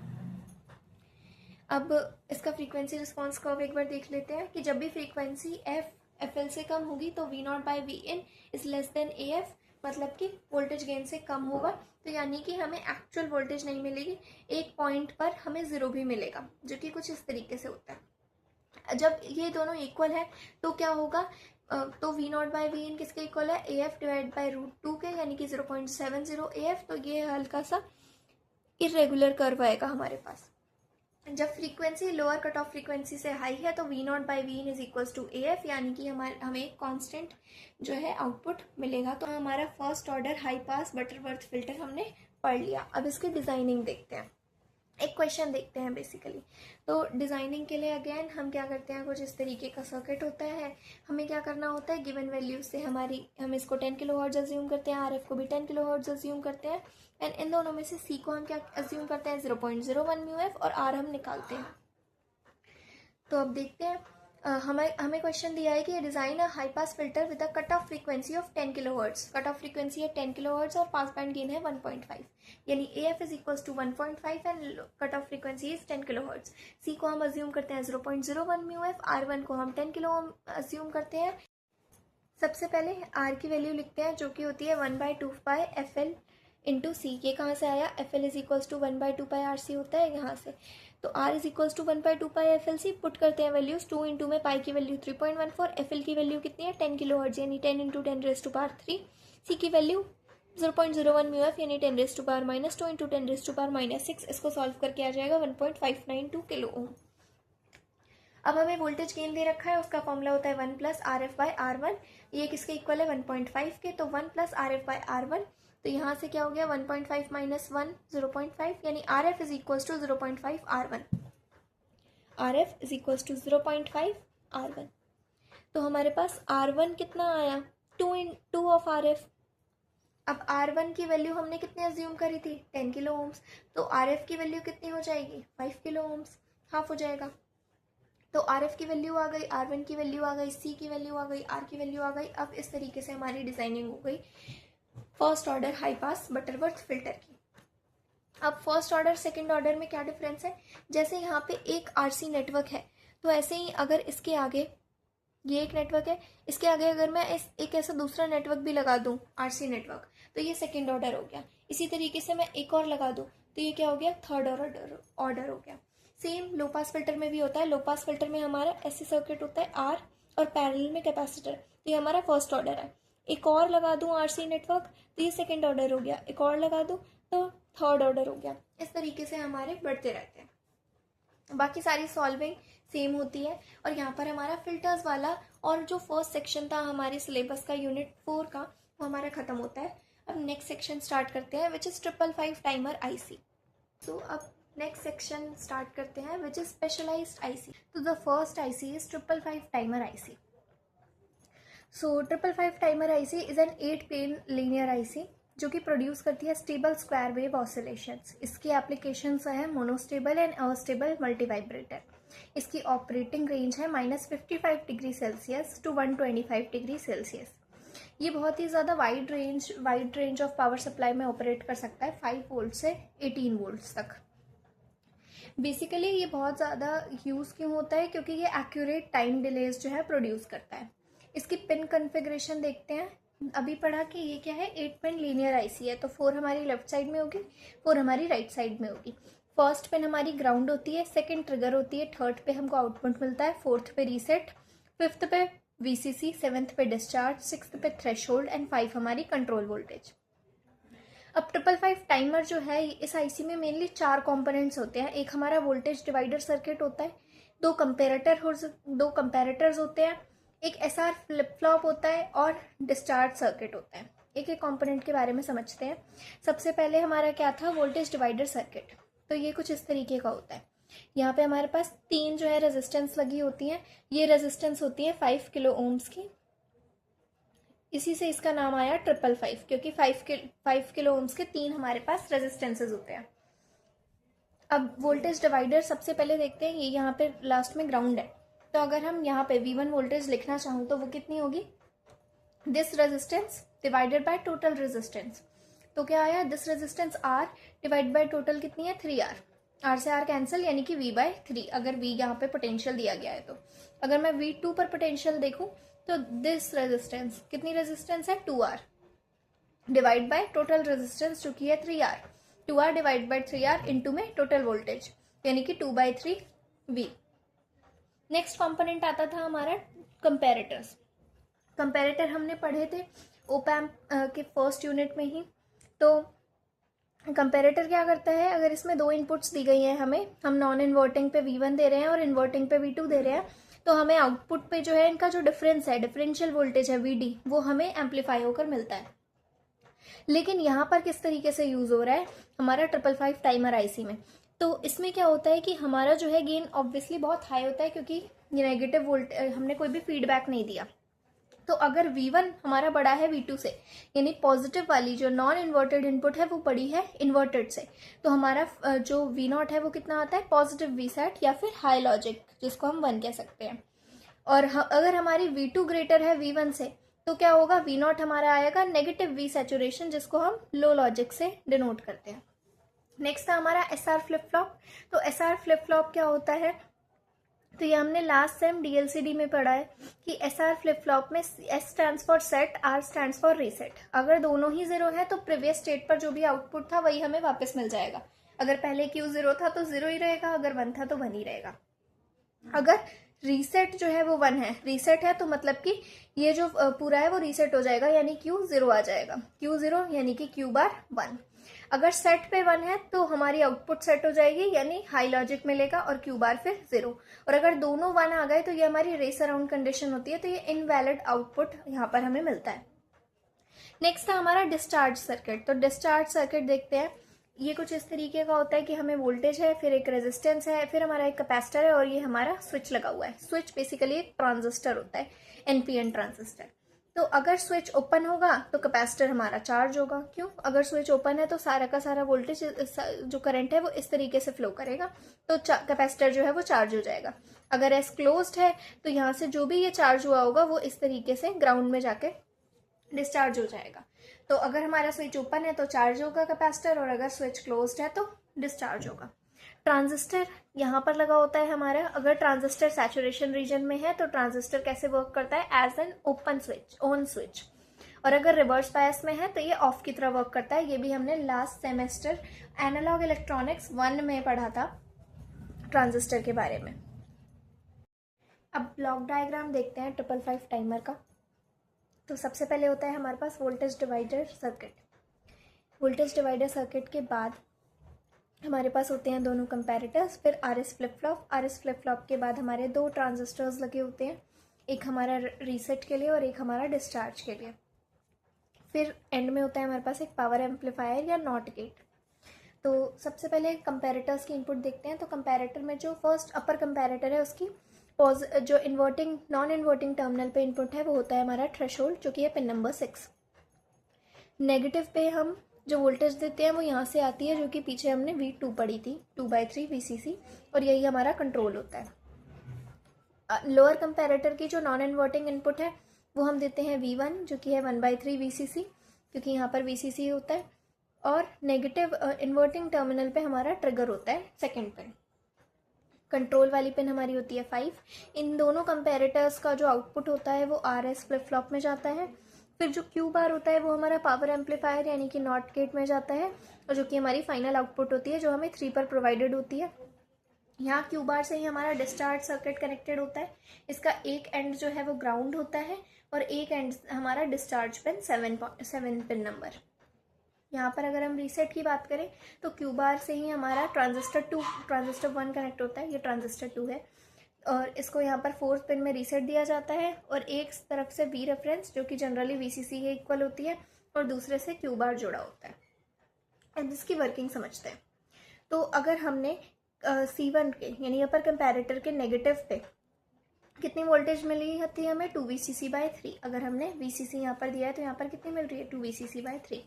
और थ्रेशोल्ड वोल्टेज को हम क्या मान लेते हैं VT। यहाँ पर जो हम नॉन इन्वर्टिंग टर्मिनल पे दे रहे हैं थ्रेशोल्ड वोल्टेज, इसको मैंने VT अज्यूम कर लिया। तो अगर VT V नेगेटिव से बड़ा है तो आउटपुट में हमें क्या मिलेगा पॉजिटिव V सैचुरेशन।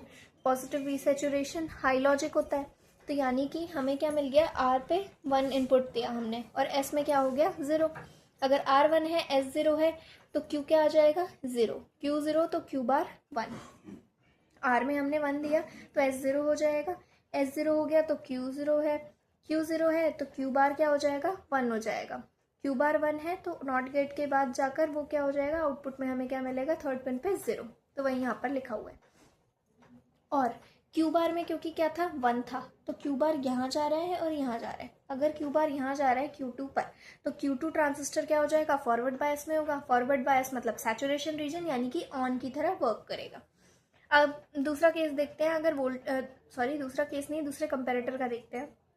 वोल्टेज जो थी पॉजिटिव ऑफ या फिर non inverting terminal of C2 पर वो कितनी थी VCC/3। यहाँ पर दूसरे पे हम क्या देते हैं ट्रिगर वोल्टेज को मैंने V ट्रिगर मान लिया। अगर V ट्रिगर V पॉजिटिव से बड़ा है तो आउटपुट क्या हो जाएगी -V सैचुरेशन, क्योंकि इन्वर्टिंग टर्मिनल वाली जो वोल्टेज है वो बड़ी है। -V सैचुरेशन मिलेगा तो यानी S में क्या जा रहा है लॉजिक 0। S में लॉजिक 0 है तो क्या होगा वही अभी हमने पढ़ा था कि S में 0 है R में 1 है, तो वो पूरा यही केस रिपीट हो गया। तो हम दूसरा केस देखते हैं कि जब V ट्रिगर जो है वो छोटा है V नॉन इन्वर्टिंग टर्मिनल से, तब क्या होगी आउटपुट आएगी positive V saturation. Positive V saturation मतलब हाई लॉजिक, यानी कि अब ये जो S है ये 1 है, S 1 है तो क्या होगा हमारा Q जो है वो 1 हो जाएगा। यहाँ पर जो हमारा Q था ये 1 हो जाएगा, ये 1 तो Q बार 0, Q बार 0 तो आउटपुट भी क्या हो जाएगी हमारी 1। अब Q बार 0 है तो यहाँ से ये हमें यहाँ इस Q2 को मिल रहा है, तो जब अगर ये 0 है तो 0 है मतलब ये ट्रांजिस्टर रिवर्स बायस में है। रिवर्स बायस में है तो मतलब ये एक ऑफ स्विच की तरह वर्क करेगा। अब हम इस रीसेट पिन की वर्किंग समझते हैं। एक बार हम रीसेट को ग्राउंड करेंगे और एक बार जो है हमें इसे V वोल्टेज देंगे। तो अगर मैंने सबसे पहले रीसेट पिन को ग्राउंड कर दिया तो हमारा Q1 जो ट्रांजिस्टर है वो ऑन की तरह वर्क करेगा।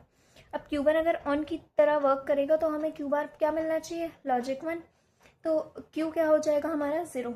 तो Q 0 मतलब कि ये आउटपुट जो है फ्लिप फ्लॉप की वो रीसेट कर देता है। अगर रीसेट पिन जो है हमारा उसमें हम V वोल्टेज दे रहे हैं तो Q1 क्या है वो कट ऑफ रीजन में चला जाएगा। कट ऑफ रीजन मतलब नॉन कंडक्ट नहीं करेगा, यानी कि ऑफ की तरह वर्क करेगा, ऑफ स्विच की तरह। तो इस टाइम पर वो आउटपुट को रीसेट नहीं करेगा। तो जब तक हम इसको V वोल्टेज दे रहे हैं तो तब तक वो रीसेट नहीं कर रहा, और जैसे ही हम उसको ग्राउंड कर दे रहे हैं तो वो हमारी जो आउटपुट है उसको रीसेट कर देगा। नेक्स्ट हम देखते हैं अस्टेबल मल्टी वाइब्रेटर। अब अस्टेबल मल्टी वाइब्रेटर है, इसको फ्री रनिंग ऑसिलेटर भी कहते हैं। ये स्क्वायर वेव जनरेट करता है इसलिए इसे स्क्वायर वेव जनरेटर भी कहते हैं, और ये एक तरह का रिलैक्सेशन ऑसिलेटर है। ऑसिलेटर्स हमारे पास 2 टाइप के होते हैं, एक हार्मोनिक और एक रिलैक्सेशन। हार्मोनिक ऑसिलेटर वो होते हैं जो कि साइनोसॉइडल वेव जो है जनरेट करते हैं, साइन वेव या कॉस वेव। रिलैक्सेशन ऑसिलेटर वो होते हैं जो कि नॉन साइनोसॉइडल वेव जनरेट करते हैं, वो कोई सी भी हो सकती है, rectangular, triangular, sawtooth, square wave. तो क्योंकि हमारा astable multi vibrator square wave generate कर रहा है इसलिए ये एक तरीके का रिलैक्सेशन ऑसिलेटर है। अब अस्टेबल का मतलब क्या है, अस्टेबल मतलब कि दोनों ही स्टेट्स इसकी स्टेबल नहीं होती, दोनों स्टेट्स क्वासी स्टेबल है। मतलब कि हमारा जो आउटपुट है वो कोई सा भी स्टेबल नहीं है, लॉजिक हाई या लॉजिक लो दोनों जो है एक सर्टेन टाइम पीरियड के बाद ये चेंज करते जाएंगे क्योंकि ये स्टेबल नहीं है। तो इस तरीके की स्क्वायर वेव हमें आउटपुट में मिलती है। अब इसका ब्लॉक डायग्राम देखते हैं।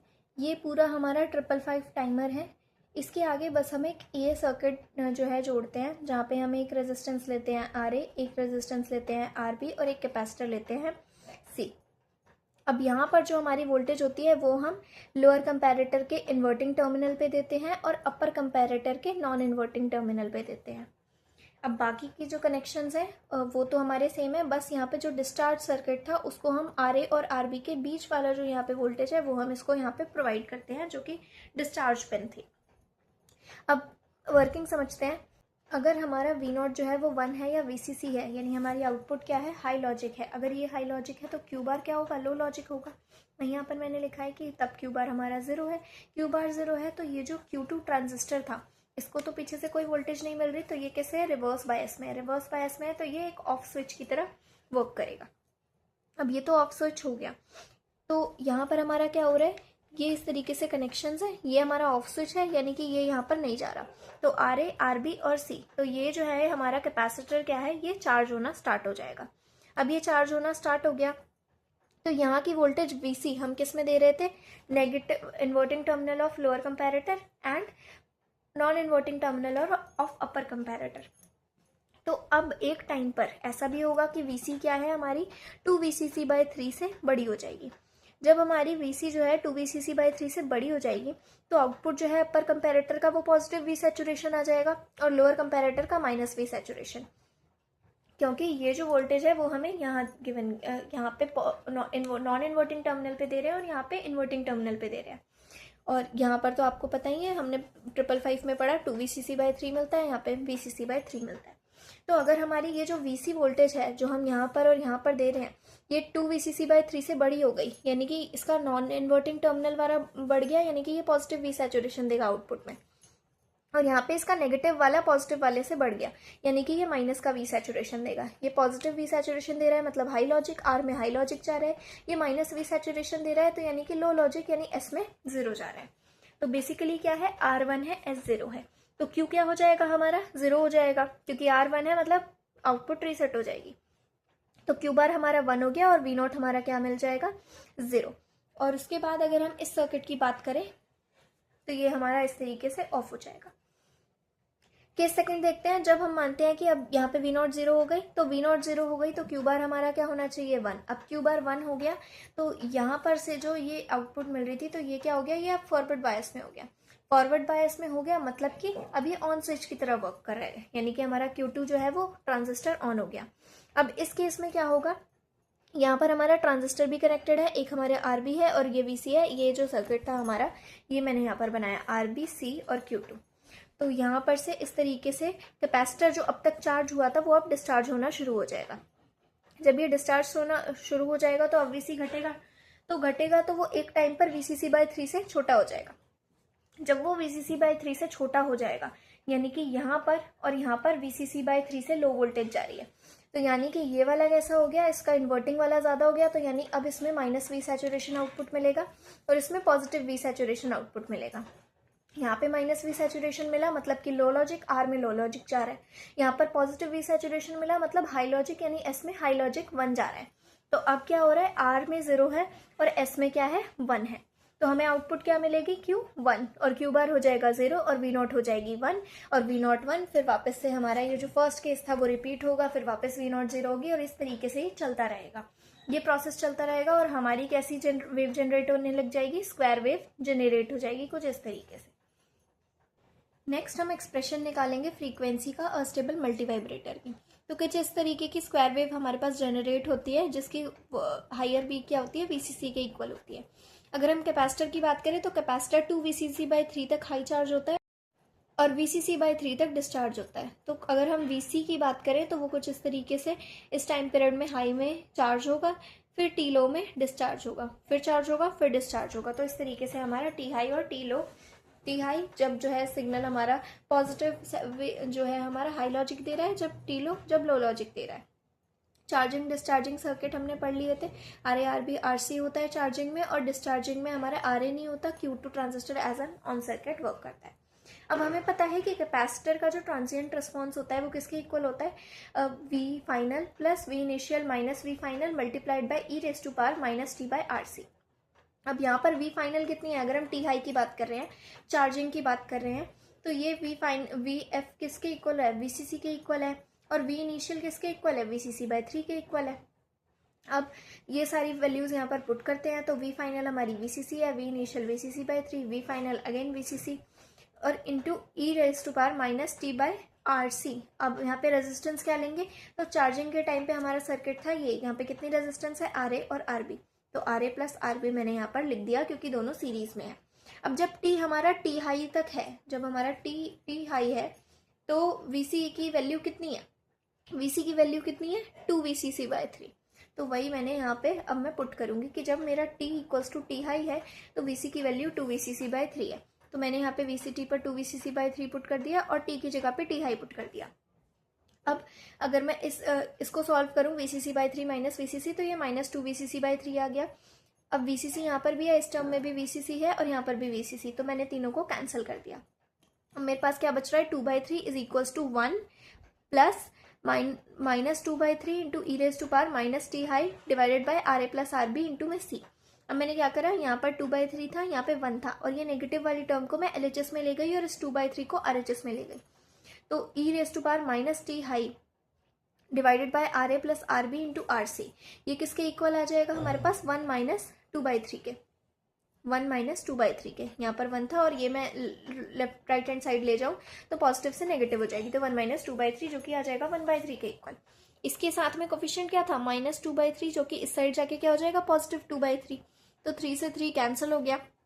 इस 2 को फिर वापस मैंने राइट हैंड साइड ले गई तो ये डिवाइड में आ गया, तो अब क्या वैल्यू आ गई, E raise to power minus T high divided by R A plus R B into C equals to half. अब हम नेक्स्ट क्या लेंगे, इसका लॉग लेंगे। लॉग लेने के बाद हमारे पास क्या आ जाएगा, LHS में minus T high divided by R A plus R B into में सी, राइट हैंड साइड में क्या आया, ln, अंदर क्या है हाफ, ln हाफ की वैल्यू कितनी होती है 0.69, नेगेटिव का, नेगेटिव से नेगेटिव कैंसिल, टी हाई की वैल्यू कितनी आ गई 0.69 R A plus R B into C, ये हमारा क्या है, चार्जिंग टाइम है। अब क्या करते हैं, लो के लिए निकालते हैं, तो जब हमारा टी लो है तो वीसी की वैल्यू वीसीसी बाई 3 थी, डिस्चार्जिंग के लिए टाइम की हमने क्या लिया, टी की वैल्यू टी लो ली, वहां पर हमारी वीसीसी की वैल्यू वीसीटी की वैल्यू कितनी आ गई, वीसीसी बाई 3। फाइनल क्या होगा, कब तक डिस्चार्ज होगा, जब तक 0 नहीं हो जाता, और इनिशियल कहाँ से शुरू करा था, 2 वीसीसी बाई 3 से।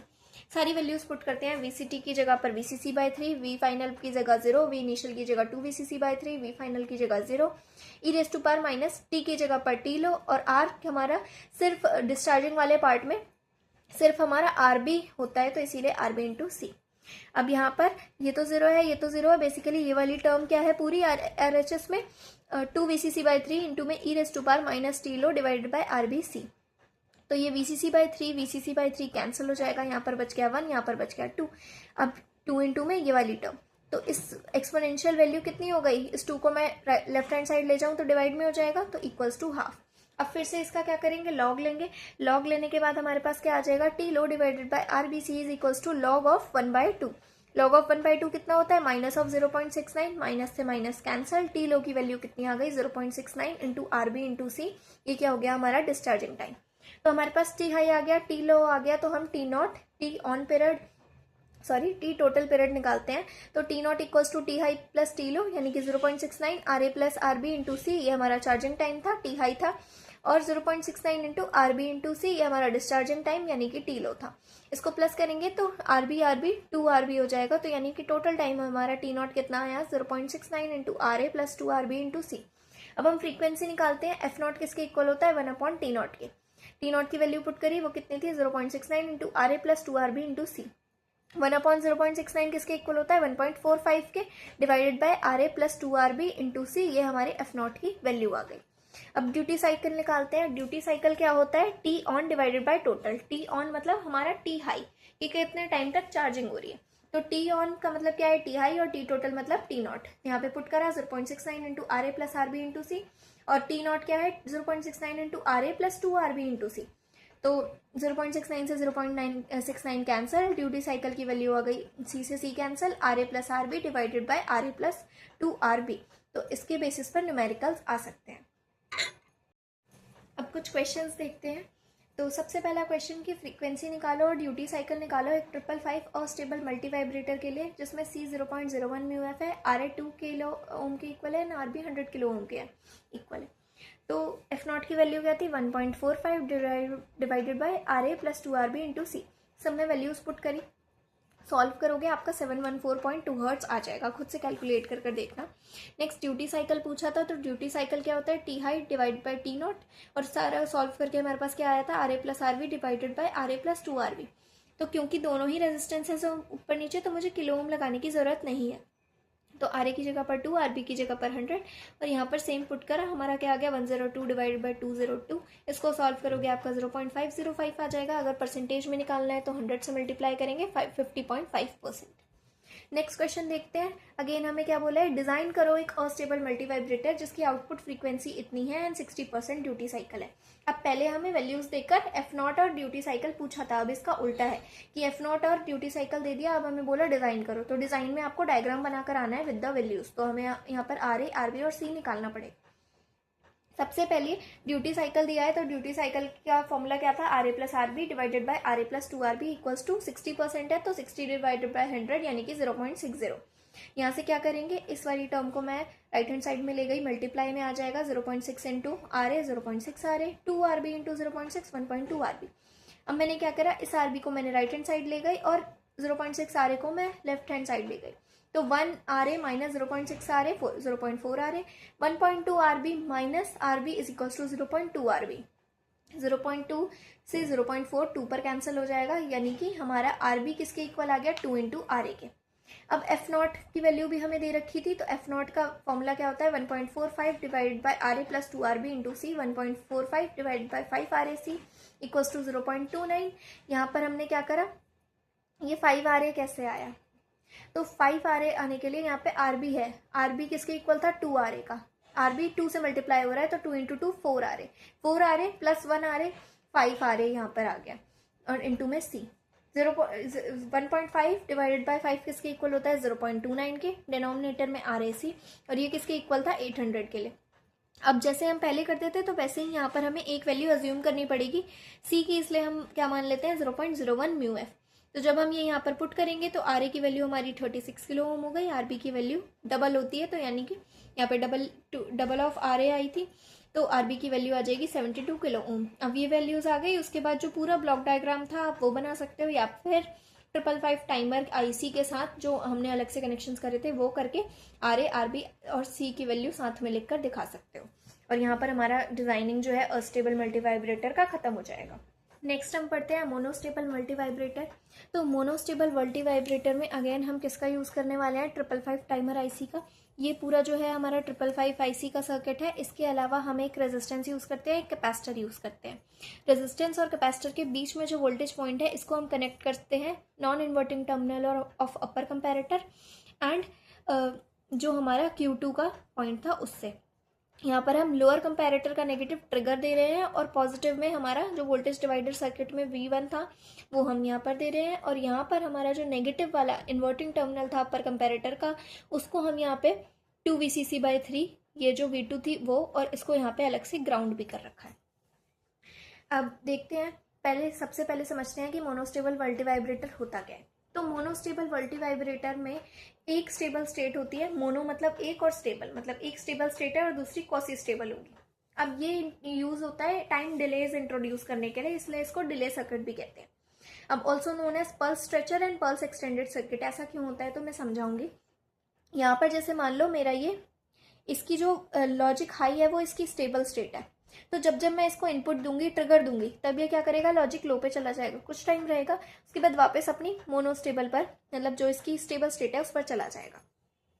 अब मान लो मुझे जो है थोड़ा सा डिले करना है, तो मान लो टी टाइम का डिले करना है, तो टी टाइम तक मैं इसको लॉजिक 0 दे दूंगी, इसलिए इसको टाइम डिले सर्किट कहा जाता है। पल्स स्ट्रेचर, अब इस पल्स को, ये जो लॉजिक लो वाली पल्स है इसको मैं कितना स्ट्रेच कर सकती हूँ, या फिर इस हाई वाली को भी स्ट्रेच कर सकती हूँ। जब मान लो मुझे ये इतनी वैल्यू चाहिए, तो इतनी वैल्यू के बाद मैं इसमें ट्रिगर लगा दूंगी, ट्रिगर कर दूंगी तो ये वापस लॉजिक लो चला जाएगा, तो इसलिए इसे पल्स स्ट्रेचर कहते हैं।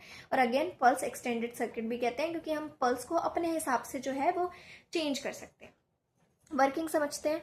अब सबसे पहला केस, जब हमने ट्रिगर इनपुट अप्लाई नहीं करा, ट्रिगर इनपुट अप्लाई नहीं करा तो वी नॉट हमारी क्या होगी, 0 होगी। क्यू बार हमारा 1 होगा क्योंकि वी नॉट 0 है। और क्यू बार, अगर ये वाला जो क्यू बार है ये 1 है तो यहाँ पर हमें फॉरवर्ड बायस मिलेगा, यानी Q2 जो है वो ऑन ट्रांजिस्टर की तरह वर्क करेगा। क्योंकि Q2 ऑन ट्रांजिस्टर की तरह वर्क कर रहा है तो ये हमारे सर्किट में क्या हो गया, ये कैपेसिटर है और ये Q2 है और ये दोनों ग्राउंड हो रखे हैं। तो जो हमारी VC की वोल्टेज है वो क्या होगी, डिस्चार्ज होनी शुरू हो जाएगी। तो यानी कि VC इक्वल्स टू 0 वोल्ट और कैपेसिटर जो है वो डिस्चार्ज होगा। सेकेंड केस, जब हमने ट्रिगर इनपुट अप्लाई करा है तो ट्रिगर इनपुट होता क्या है, एक नेगेटिव स्पाइक, कुछ इस तरीके का इनपुट, बहुत ही ज़्यादा नेगेटिव वोल्टेज हम देते हैं। जब तक मैं ट्रिगर नहीं दे रही थी तब तक क्या था कि V negative is smaller than V positive lower comparator के लिए, और आउटपुट LC की क्या थी, पॉजिटिव V सैचुरेशन, S1 था, R0 था, Q1 था और हमारा Q बार 0 था और V नॉट 1 था। लेकिन जैसे ही मैंने ट्रिगर अप्लाई करा तो V नॉट क्या हो जाएगी हमारी 1, क्यों, क्योंकि ये यहाँ पे हमें मिलेगा माइनस का V saturation, minus V saturation मतलब लॉजिक लो, यानी कि S इक्वल्स टू 0, S 0 है तो Q हमारा क्या हो जाएगा, 1 हो जाएगा, Q1 तो Q बार 0, Q बार 0 तो V नॉट 1, तो वही यहाँ पर लिखा हुआ है। तो V नॉट हमारा 1 है, Q बार हमारा 0 है, Q बार 0 है तो ये Q2 जो है वो रिवर्स बायस में चला जाएगा, यानी कि ऑफ स्विच की तरह वर्क करेगा। अब जब ये ऑफ स्विच की तरह वर्क करेगा तो हमारा कैपेसिटर चार्ज होना स्टार्ट हो जाएगा। अब क्या होगा, VC जब ग्रेटर हो जाएगी 2VCC/3 से, क्योंकि हमारा कैपेसिटर चार्ज होना शुरू हो गया था, तो एक पॉइंट ऐसा आएगा जब VC 2VCC/3 से बड़ी हो जाएगी तो अपर कंपैरेटर की आउटपुट पॉजिटिव V सैचुरेशन आ जाएगी, क्योंकि नॉन इन्वर्टिंग टर्मिनल का जो इनपुट है वो ग्रेटर है इन्वर्टिंग टर्मिनल से। तो R की वैल्यू 1 आ गई, S की वैल्यू 0, तो Q हमारा क्या हो गया 0, तो Q बार 1 और फिर V नॉट 0, तो ये हमारी क्या हो गई, स्टेबल स्टेट हो गई लॉजिक हाई की। तो मतलब जब हम जो है ट्रिगर दे रहे हैं तब हमारा लॉजिक लो हो जाएगा, सॉरी मैंने उल्टा बोल दिया, जब हम ट्रिगर दे रहे हैं तो हमारी लॉजिक क्या हो जाएगी, लॉजिक हाई हो जाएगी, जो कि हमारे अनस्टेबल स्टेट है। और जब ऐसे नॉर्मली चल रहा है, जब हम कोई ट्रिगर नहीं दे रहे तो हमारी लॉजिक क्या है, 0 है और वो ऐसे ही चलता रहेगा। तो T0 ये हमारा टोटल टाइम हो गया, ये जो जिस टाइम के लिए हमारी जो पल्स है वो लॉजिक हाई जा रही है यानी अनस्टेबल स्टेट में जा रही है, वो हमारी पल्स ड्यूरेशन है, और बाकी ये जो है ये हमारी क्या है, स्टेबल स्टेट है। अब इसका रिस्पॉन्स, ट्रांजिएंट रिस्पॉन्स देखते हैं। हमें पता है VCT की वैल्यू कितनी होती है, V final plus V initial minus V final multiplied by e⁻−t/RC। अब V फाइनल सबसे पहले जब हम चार्जिंग के लिए देख रहे हैं तो VCC है और V इनिशियल 0 है, तो VCT is equals to VCC plus 0 minus VCC into e⁻−t/RC। तो यहाँ से दोनों से VCC कॉमन ले लिया, मेरे पास क्या बच गया, 1 माइनस e⁻−t/RC। अब जब T की वैल्यू T0 है, T की वैल्यू T0 है तो हमारे VCT की वैल्यू क्या है, 2VCC/3।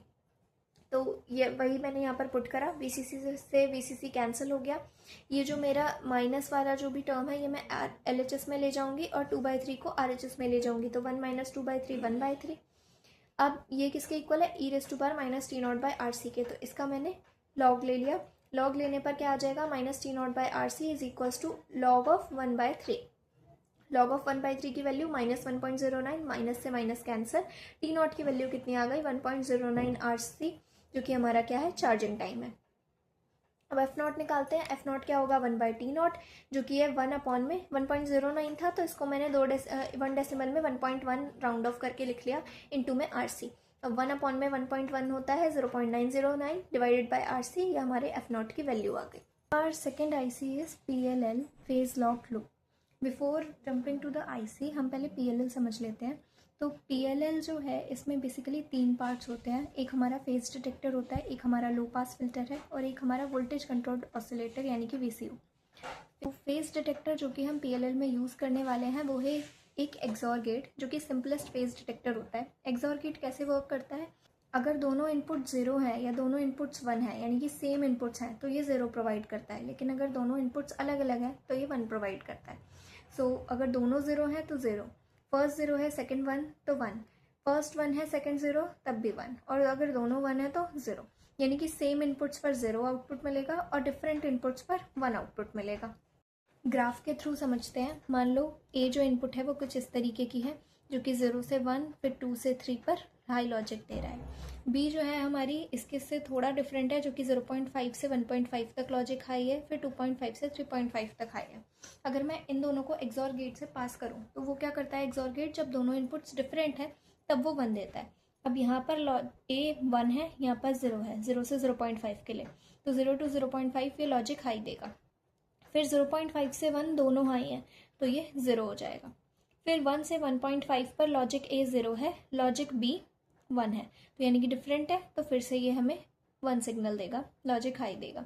फिर 1.5 से 2 के स्ट्रेच के लिए ए में 0 है, बी में भी 0 है, दोनों सेम हो गए तो लॉजिक 0। 2 से 2.5 में ए 1 है, बी 0 है, डिफरेंट है तो मतलब लॉजिक हाई। 2.5 से 3 में ए जो है वो 1 है, बी भी जो है वो 1 है, तो दोनों 1 है, सेम इनपुट यानी कि 0 आउटपुट। 2.5 से 3 वाले टर्म में ए जो है हमारा 0 है और बी 1 है, डिफरेंट आउटपुट मतलब हमें लॉजिक हाई मिलेगा। इस तरीके से एक्सॉर गेट जो है वो वर्क करता है। अगर एक्सॉर गेट के ड्यूटी साइकिल की बात करें तो ड्यूटी साइकिल क्या होता है, जब तक ये ऑन है डिवाइडेड बाय टोटल टाइम, मतलब T on divided by total time. तो ऑन का मतलब क्या है, हम 0 से 1 के स्ट्रेच में देखते हैं, तो 0 से 1 के स्ट्रेच में अगर हम देखें तो टोटल टाइम हमारा 1 हो जाएगा, और ये ऑन कितने टाइम के लिए है, 0 से 0.5 यानी 0.5 के लिए, तो यानी कि इसका ड्यूटी साइकिल क्या होता है 0.5, या फिर अगर परसेंटेज में लिखे तो 50%। यहाँ से अगर हम इसका फेज निकालना चाहें तो फेज किसके इक्वल होता है, ड्यूटी साइकिल फेज के टर्म्स में कैसे लिखेंगे, फेज डिवाइड बाय 180 डिग्री। तो यहाँ से हमारा ड्यूटी साइकिल 0.5 आया था, 180 से 0.5 मल्टीप्लाई हो जाएगा तो हमारा फेज कितना आ गया, 90 डिग्री। तो यानी कि फेज डिफरेंस इन दोनों में कितना है, 90 डिग्री। इस तरीके से हम एक्सॉर गेट से फेज डिफरेंस निकालते हैं, जो कि हमारा यूज होगा PLL में। यही सेम चीज़ यहाँ पर लिखी हुई है कि हमारा एफ इन हम एक देंगे, इनपुट देंगे, और एक एफ आउटपुट, ये इन दोनों को कंपेयर करेगा, इनका फेस कंपेयर करके ये हमारा आउटपुट देगा। तो यही हमारा फेस डिटेक्टर का काम होता है इन PLL। अगर हम लो पास फिल्टर की बात करें तो लो पास फिल्टर हमें पता है क्या करता है, ये एक पर्टिकुलर फ्रीक्वेंसी से लो की फ्रीक्वेंसीज को पास करता है और हाई को अटेनुएट कर देता है। तो लो पास फिल्टर में 2 फ्रीक्वेंसीज जाएंगी, एक FN प्लस F0 और एक FN माइनस F0। ये कहाँ से आया, फेज डिटेक्टर से। फेज डिटेक्टर क्या करेगा, इन दोनों को कंपेयर करके हमें 2 फ्रीक्वेंसीज देता है, FN प्लस F0 और FN माइनस F0। ये दोनों पास होंगी, फिर जाएंगी लो पास फिल्टर में। अब लो पास फिल्टर क्या करेगा, लो फ्रीक्वेंसीज को पास करता है। इसकी फ्रीक्वेंसी, कट ऑफ फ्रीक्वेंसी कुछ इस तरीके से सेट होती है कि ये हमारे लोअर वाले को जाने देगा, यानी FN माइनस F0 को पास करेगा और FN माइनस प्लस F0 को पास नहीं करेगा। तो इसको ये अटेनुएट कर देगा, इसको जो है ये पास करेगा, और इसके अकॉर्डिंग हमें यहाँ पर FN माइनस F0 के अकॉर्डिंग एक DC वोल्टेज प्रोवाइड कर देगा, जो कि बाद में वोल्टेज कंट्रोल्ड ऑसिलेटर के पास जाती है। सपोज करते हैं कि कट ऑफ फ्रीक्वेंसी 10 हर्ट्ज है, तो अगर हमारी ये जो फ्रीक्वेंसी हुई FN प्लस F0 या FN माइनस F0 जो हम फ्रीक्वेंसी दे रहे हैं, वो अगर 10 हर्ट्ज से कम है तो वो पास हो जाएगी, उसके अकॉर्डिंग DC वोल्टेज मिल जाएगा, और अगर बड़ी है तो वो अटेनुएट हो जाएगा, हमें कोई भी आउटपुट नहीं मिलेगा। नेक्स्ट हम देखते हैं वोल्टेज कंट्रोल्ड ऑसिलेटर या फिर VCO। तो VCO जो है बेसिकली, ऑसिलेटर क्या होते हैं, ऑसिलेटर जो ऑसिलेट करके हमें कोई फ्रीक्वेंसी प्रोवाइड करे। अब वोल्टेज कंट्रोल्ड ऑसिलेटर का क्या मतलब है, ऑसिलेटर में बेसिकली RC या LC सर्किट होते हैं, तो इसमें जो कैपेसिटर होता है, कैपेसिटर की जगह अगर हम वैरेक्टर डायोड यूज़ कर दें ताकि हम कैपेसिटर को वेरी कर सकते हैं, तो वो हमारा वोल्टेज कंट्रोल्ड ऑसिलेटर बन जाता है। तो किसी भी ऑसिलेटर को अगर हमें VCO बनाना है तो हमें कैपेसिटर की जगह वैरेक्टर डायोड यूज़ करना है। वैरेक्टर डायोड का जो सिंबल होता है वो ऐसा होता है। वर्किंग समझते हैं कि जो भी हम इसको इनपुट वोल्टेज देंगे वो उसके अकॉर्डिंग एक F0 एक फ्रीक्वेंसी हमें प्रोवाइड कर देता है। अगर हम जो इनपुट वोल्टेज है उसको इंक्रीज़ करेंगे तो हमारी फ्रीक्वेंसी जो आउटपुट पर मिल रही है वो भी इंक्रीज़ होगी। अगर V इनको हम डिक्रीज़ करेंगे तो फ्रीक्वेंसी भी डिक्रीज़ होगी। तो ये जो है डायरेक्ट जो है वेरी करते हैं। अब वैरेक्टर डायोड एक्चुअली में क्या होता है कि एक इस तरीके का हमारे पास डायोड जंक्शन है। तो जैसे ही हम Vn को इंक्रीज़ करेंगे तो ये जो विड्थ होती है डिप्लेशन लेयर की ये बढ़ेगी तो हमारे कैपेसिटेंस की वैल्यू क्या होती है, A epsilon naught by D, क्योंकि डिनोमिनेटर में D है तो इन्वर्सली वेरी करेगा। तो अगर D बढ़ाएंगे तो कैपेसिटेंस कम होगी।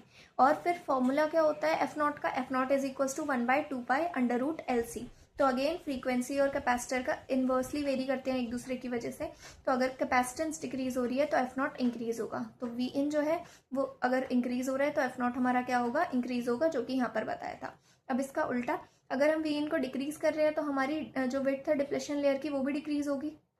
ये डिक्रीज होगी तो कैपेसिटेंस बढ़ेगा, और कैपेसिटेंस बढ़ेगा तो फ्रीक्वेंसी जो आउटपुट पे मिलेगी वो डिक्रीज होती जाएगी। यही सेम जो है यहाँ पर एक्सप्लेन करा गया है। अब इसी के बेसिस पर हमारा जो फ्रीक्वेंसी का फंक्शन होता है वो हम लिख सकते हैं, which is equals to F C plus K V C into T, क्योंकि वी सी टी हम इनपुट में दे रहे हैं और एक ये कट ऑफ फ्रीक्वेंसी हमारी होती है और एफ टी हमारी फाइनल है। यहाँ पर के क्या होता है, ट्यूनिंग सेंसिटिविटी ऑफ वीसीओ, जिसकी यूनिट होती है हर्ट्ज पर वोल्ट। ये इस तरीके का ग्राफ यहाँ पर बनता है वीसीओ के आउटपुट के लिए, कि अगर हमारी जो जैसे जैसे हमारी वोल्टेज बढ़ेगी वैसे वैसे हमारी फ्रीक्वेंसी बढ़ेगी। वी मिन पर हमें एक एफ मिनिमम मिलता है और वी मैक्स पर हमें एक एफ मैक्स मिलता है, और अगर कोई भी रैंडम इनपुट ले लें हम वी नॉट, तो उस पर हमें एफ नॉट एक फ्रीक्वेंसी मिलती है। तो ये हमारी कंट्रोल वोल्टेज है और ये हमारी फ्रीक्वेंसी है जो कि हमें वीसीओ से मिलेगी। ये इस तरीके से कॉन्स्टेंटली जो है वेरी करता है। अगर हम वोल्टेज और कैपेसिटेंस के रिलेशन की बात करें तो ये एक एक्सपोनेंशियल ग्राफ आता है। अब वीसीओ की जो आईसी होती है वो होती है 566। इसकी कैरेक्टरिस्टिक्स क्या है, तो ट्यूनिंग रेंज, सबसे पहले ये जो हमने पढ़ा ट्यूनिंग सेंसिटिविटी, तो ट्यूनिंग रेंज चेंज करके हम क्या कर सकते हैं, वोल्टेज या फ्रीक्वेंसी की रेंज को बढ़ाया घटा सकते हैं।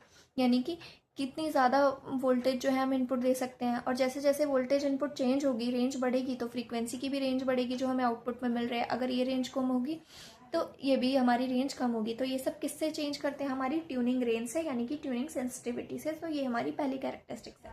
दूसरी है spectral purity to generate single frequency for specific control. अब स्पेक्ट्रल प्योरिटी इससे अटेन करी जाती है, मतलब कि मान लो अगर मैं एक वोल्टेज वी दे रही हूँ तो इससे एक सिंगल फ्रीक्वेंसी एफ की जो है हमारे पास फ्रीक्वेंसी जनरेट हो, मोनोटोनिक फ्रीक्वेंसी हो, सो उसमें सिंगल फ्रीक्वेंसी हो और 2-3 ना हो, तो ये होती है हमारी स्पेक्ट्रल प्योरिटी। नेक्स्ट हम ब्लॉक डायग्राम देखते हैं पीएलएल का।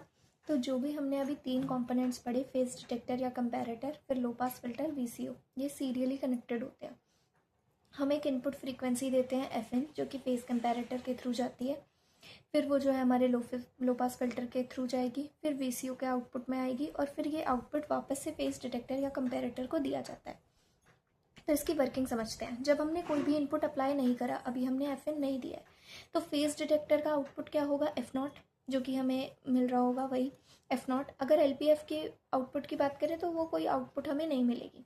वीसीओ के आउटपुट की बात करें तो वहाँ पर भी हमें एफ नॉट होगा, जो कि यहाँ पर मिल रहा है। इसको हम कहते हैं फ्री रनिंग स्टेट। दूसरा केस, जब हमने यहाँ पे इनपुट अप्लाई करा है, जब हम इनपुट एफ इन अप्लाई करेंगे तो फेज डिटेक्टर की आउटपुट क्या आएगी, एक आएगी हमारी F in plus F not और एक दूसरी F in minus F not जो ये हमने फीडबैक दिया था। अब इसके बाद ये जो है ये हमारा लो पास फिल्टर से जाएगा। लो पास फिल्टर क्या करता है, हमारा F in plus F not को ये पास नहीं करेगा और F in minus F not को ये पास कर देगा। तो F in minus F not को पास करने के बाद ये इसके अकॉर्डिंग एक डीसी वोल्टेज हमें देता है, तो एलपीएफ के आउटपुट में हमें एक डीसी वोल्टेज मिल जाएगी। अब जब वही डीसी वोल्टेज हम वीसीओ को देंगे तो उसके अकॉर्डिंग वो हमें एक फ्रीक्वेंसी जनरेट करके देगा एफ नॉट। फिर ये प्रोसेस वापस रिपीट होता रहेगा। एफ नॉट चेंजेस अकॉर्डिंगली, उस एफ नॉट जो है वो अकॉर्डिंगली चेंज होता रहेगा।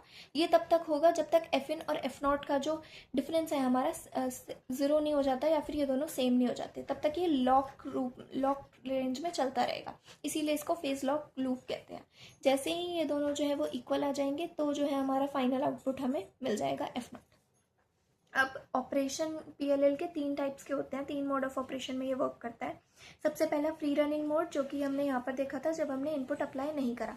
दूसरा लॉक रेंज, जब तक कि वो लॉक रेंज क्या होती है, जब तक हमारी जो फ्रीक्वेंसी है वो हमारे जो इनपुट आउटपुट या जो भी ये सिग्नल है ये इसको अटेन करने की कोशिश कर रहा है। एफ नॉट जो है वो जब तक एफ इन को ट्रैक कर रहा है। So the lock range is the range of frequency over which PLL will track the input signal and remains locked is known as PLL locked range। तो वो रेंज ऑफ फ्रीक्वेंसी जिसमें F not जो है वो F इन को track करेगा और इसके इक्वल होने की कोशिश करेगा, और ये तब तक लॉक्ड रहेगी लूप, यही लूप हमारी वर्क करती रहेगी। तो इसको हम कहते हैं लॉक रेंज, और ये हमारा लॉक रेंज मोड कहलाता है। थर्ड है हमारा कैप्चर रेंज मोड, जब हमारा एफ इन एफ नॉट के इक्वल हो गया। The range of frequency over which PLL will capture the input signal is called PLL capture range. जब एफ नॉट जो है एफ इन के इक्वल हो चुका है, ये दोनों कैप्चर हो चुके हैं, कैप्चर होकर हमें यहाँ पे एक एफ नॉट फाइनली आंसर मिल रहा है, तो ये हमारी होती है कैप्चर रेंज। और वो रेंज ऑफ फ्रीक्वेंसी जिसमें PLL में जो हमारी इनपुट सिग्नल जो ये एफ नॉट है उसने इनपुट सिग्नल को अटेन कर लिया है, कैप्चर कर लिया है, इसको हम PLL कैप्चर रेंज कहते हैं। तो इस तरीके का हमारा कुछ होता है कि लॉक रेंज के अंदर हमारी कैप्चर रेंज होती है, यानी capture range is a subset of lock range, और इसके अंदर हमारा एफ नॉट होता है जो कि हमारा फाइनल आउटपुट है। हमने PLL पढ़ लिया, तो अब इसकी IC देखते हैं, विच इज़ मोनोलिथिक 565 PLL। 565 हमारा IC नंबर है जो कि हमारी PLL की होती है। मोनोलिथिक क्यों कहा? तो monolithic is that entire electronic circuit is built on a single continuous piece of silicon crystal. ये जो पूरी IC होती है ये एक सिंगल सिलिकॉन क्रिस्टल पे बनी होती है, पार्ट्स में नहीं बनी होती, इसीलिए इसे मोनोलिथिक कहा जाता है। अब इसकी फ्रीक्वेंसी रेंज जो है वो 0.001 हर्ट्ज से लेकर 500 किलो हर्ट्ज तक होती है। Operating voltage is from +-6 volt to +-12 volt, और सिंगल सप्लाई अगर हम दे रहे हैं तो सिर्फ 24 वोल्ट का देना होता है। अब ये 14 पिन IC है जिसमें 7 पिन हमारी लेफ्ट साइड में होगी और 7 हमारी राइट साइड में होगी। First pin is of negative voltage supply, second and third pin is of input, fourth pin से हमें VCO का आउटपुट मिलता है, फिफ्थ पिन से हमें फेस कंपैरेटर VCO इनपुट देते हैं। फेस कंपैरेटर मतलब फेस कंपैरेटर से जो इनपुट मिला वो हम यहाँ पे VCO को इनपुट देंगे। रेफरेंस आउटपुट होती है हमारी 6th पर, डीमॉड्यूलेटेड आउटपुट होती है हमारी 7th पर। 14, 13, 12, 11 ये सारे कनेक्टेड नहीं होते। 10 हमारा पॉजिटिव वोल्टेज सप्लाई होता है, 9 हमारा एक्सटर्नल कैपेसिटर जहाँ से कनेक्ट करते हैं VCO के लिए, और 8th पिन यहाँ से एक्सटर्नल रजिस्टर कनेक्ट करते हैं VCO के लिए। तो इसका ब्लॉक डायग्राम समझते हैं। तो हमारी जो 2, 3 है इससे हम इनपुट देंगे फेज डिटेक्टर को। फिर यहाँ पर हमारा एक एम्पलीफायर होता है, एक VCO होता है। एम्पलीफायर के साथ एक 3.6 किलो ओम का जो है रेजिस्टर इंटरनली कनेक्टेड होता है, और ये फिर बाहर जाके 7 पिन जो कि हमारी डिमॉड्यूलेटेड आउटपुट होती है। एक और कैपेसिटर हमारा पॉजिटिव वोल्टेज सप्लाई और 7 पिन डिमॉड्यूलेटेड आउटपुट से कनेक्टेड होता है C2, और ये रेजिस्टर और ये C2 मिलाकर हमारा ये लो पास फिल्टर की तरह वर्क करते हैं। एम्पलीफायर से एक और आउटपुट निकलती है जो 6th पिन जो कि हमारी रेफरेंस आउटपुट होती है। ये जो 7th पिन डीमॉड्यूलेटेड आउटपुट है ये इंटरनली कनेक्टेड होती है VCO से। नेक्स्ट हमारे जो VCO की आउटपुट होती है जो कि हमें फीडबैक के लिए फेस कंपैरेटर को देनी होती है, तो वो आउटपुट हमें 4th पिन पे मिलती है, और हम फेस डिटेक्टर को कैसे देते हैं 5th पिन के through face comparator VCO input. जो हमारा फीडबैक सर्किट था जो कि VCO से फेस कंपैरेटर पर हमें देना होता था, तो हम मैनुअली 4th और 5th पिन को कनेक्ट करते हैं। 4th हमारी VCO की आउटपुट होती है और 5th हमारा फेस कंपैरेटर को VCO की इनपुट देने के लिए होता है। फिर VCO से 8 और 9th पिन कनेक्टेड होती है। सबसे पहले एक रेजिस्टर के through 8th pin external resistor लगा होता है, और 9th पर एक एक्सटर्नल कैपेसिटर लगा होता है। तो ये हमारी 8th और 9th पिन्स हो गए। अगर हम यहाँ पे फ्रीक्वेंसी की बात करें तो फ्रीक्वेंसी इक्वल होती है 1.2 divided by 4 R1 into C1। R1 क्या है जो एक्सटर्नल रेजिस्टेंस हमने कनेक्ट करा, और C1 क्या है एक्सटर्नल जो हमने कैपेसिटर कनेक्ट करा। FL लॉक रेंज की बात करें तो वो होता है +-8 इंटू में F0/V, where F0 stands for this output frequency, and V क्या होता है, तो V is positive voltage minus negative voltage. F0 हमारी क्या होती है, free running frequency of VCO जो कि हमारा F आउटपुट भी जिसको बोल सकते हैं। FC की बात करें कैप्चर रेंज की, तो वो होती है +-√of FL divided by 2π into 3.6 into 10⁻³ C2। C2 क्या है, ये जो हमारा लो पास फिल्टर का कैपेसिटर था, और 3.6 किलो ओम्स ये जो हमारी लो पास फिल्टर के रेजिस्टेंस थी। तो ये वैल्यूज़ यहाँ पर होती है। FL क्या होती है, हमारी लॉक रेंज की फ्रीक्वेंसी जो कि यहाँ पर से हम निकाल सकते हैं, और इस पूरे का स्क्वायर रूट और प्लस माइनस, तो माइनस से लेकर -FC टू +FC ये हमारी कैप्चर रेंज हो जाती है। ये जो रेजिस्टेंस है हमारी फिक्स्ड होती है, LPF की कैपेसिटेंस चेंज होती रहती है। Next topic is voltage regulators. तो वोल्टेज रेगुलेटर्स क्या होते हैं, an electronic circuit design to automatically maintain a constant steady output voltage regardless of fluctuations in the input power source और changes in the electrical load. अब voltage regulators इसलिए use होते हैं कि अगर इनपुट में कोई भी फ्लक्चुएशंस आ रही हैं हमारे पावर सोर्स से, तो इलेक्ट्रिकल लोड की वजह से भी अगर कोई फ्लक्चुएशंस आ रही हैं, फिर भी हमें आउटपुट में एक स्टेडी आउटपुट वोल्टेज मिलता रहे। तो इसके लिए हमारे सिलेबस में मेंशन्ड है 3 terminal IC voltage regulator which is LM317। LM317 जो है वो एक एडजस्टेबल वोल्टेज रेगुलेटर होता है।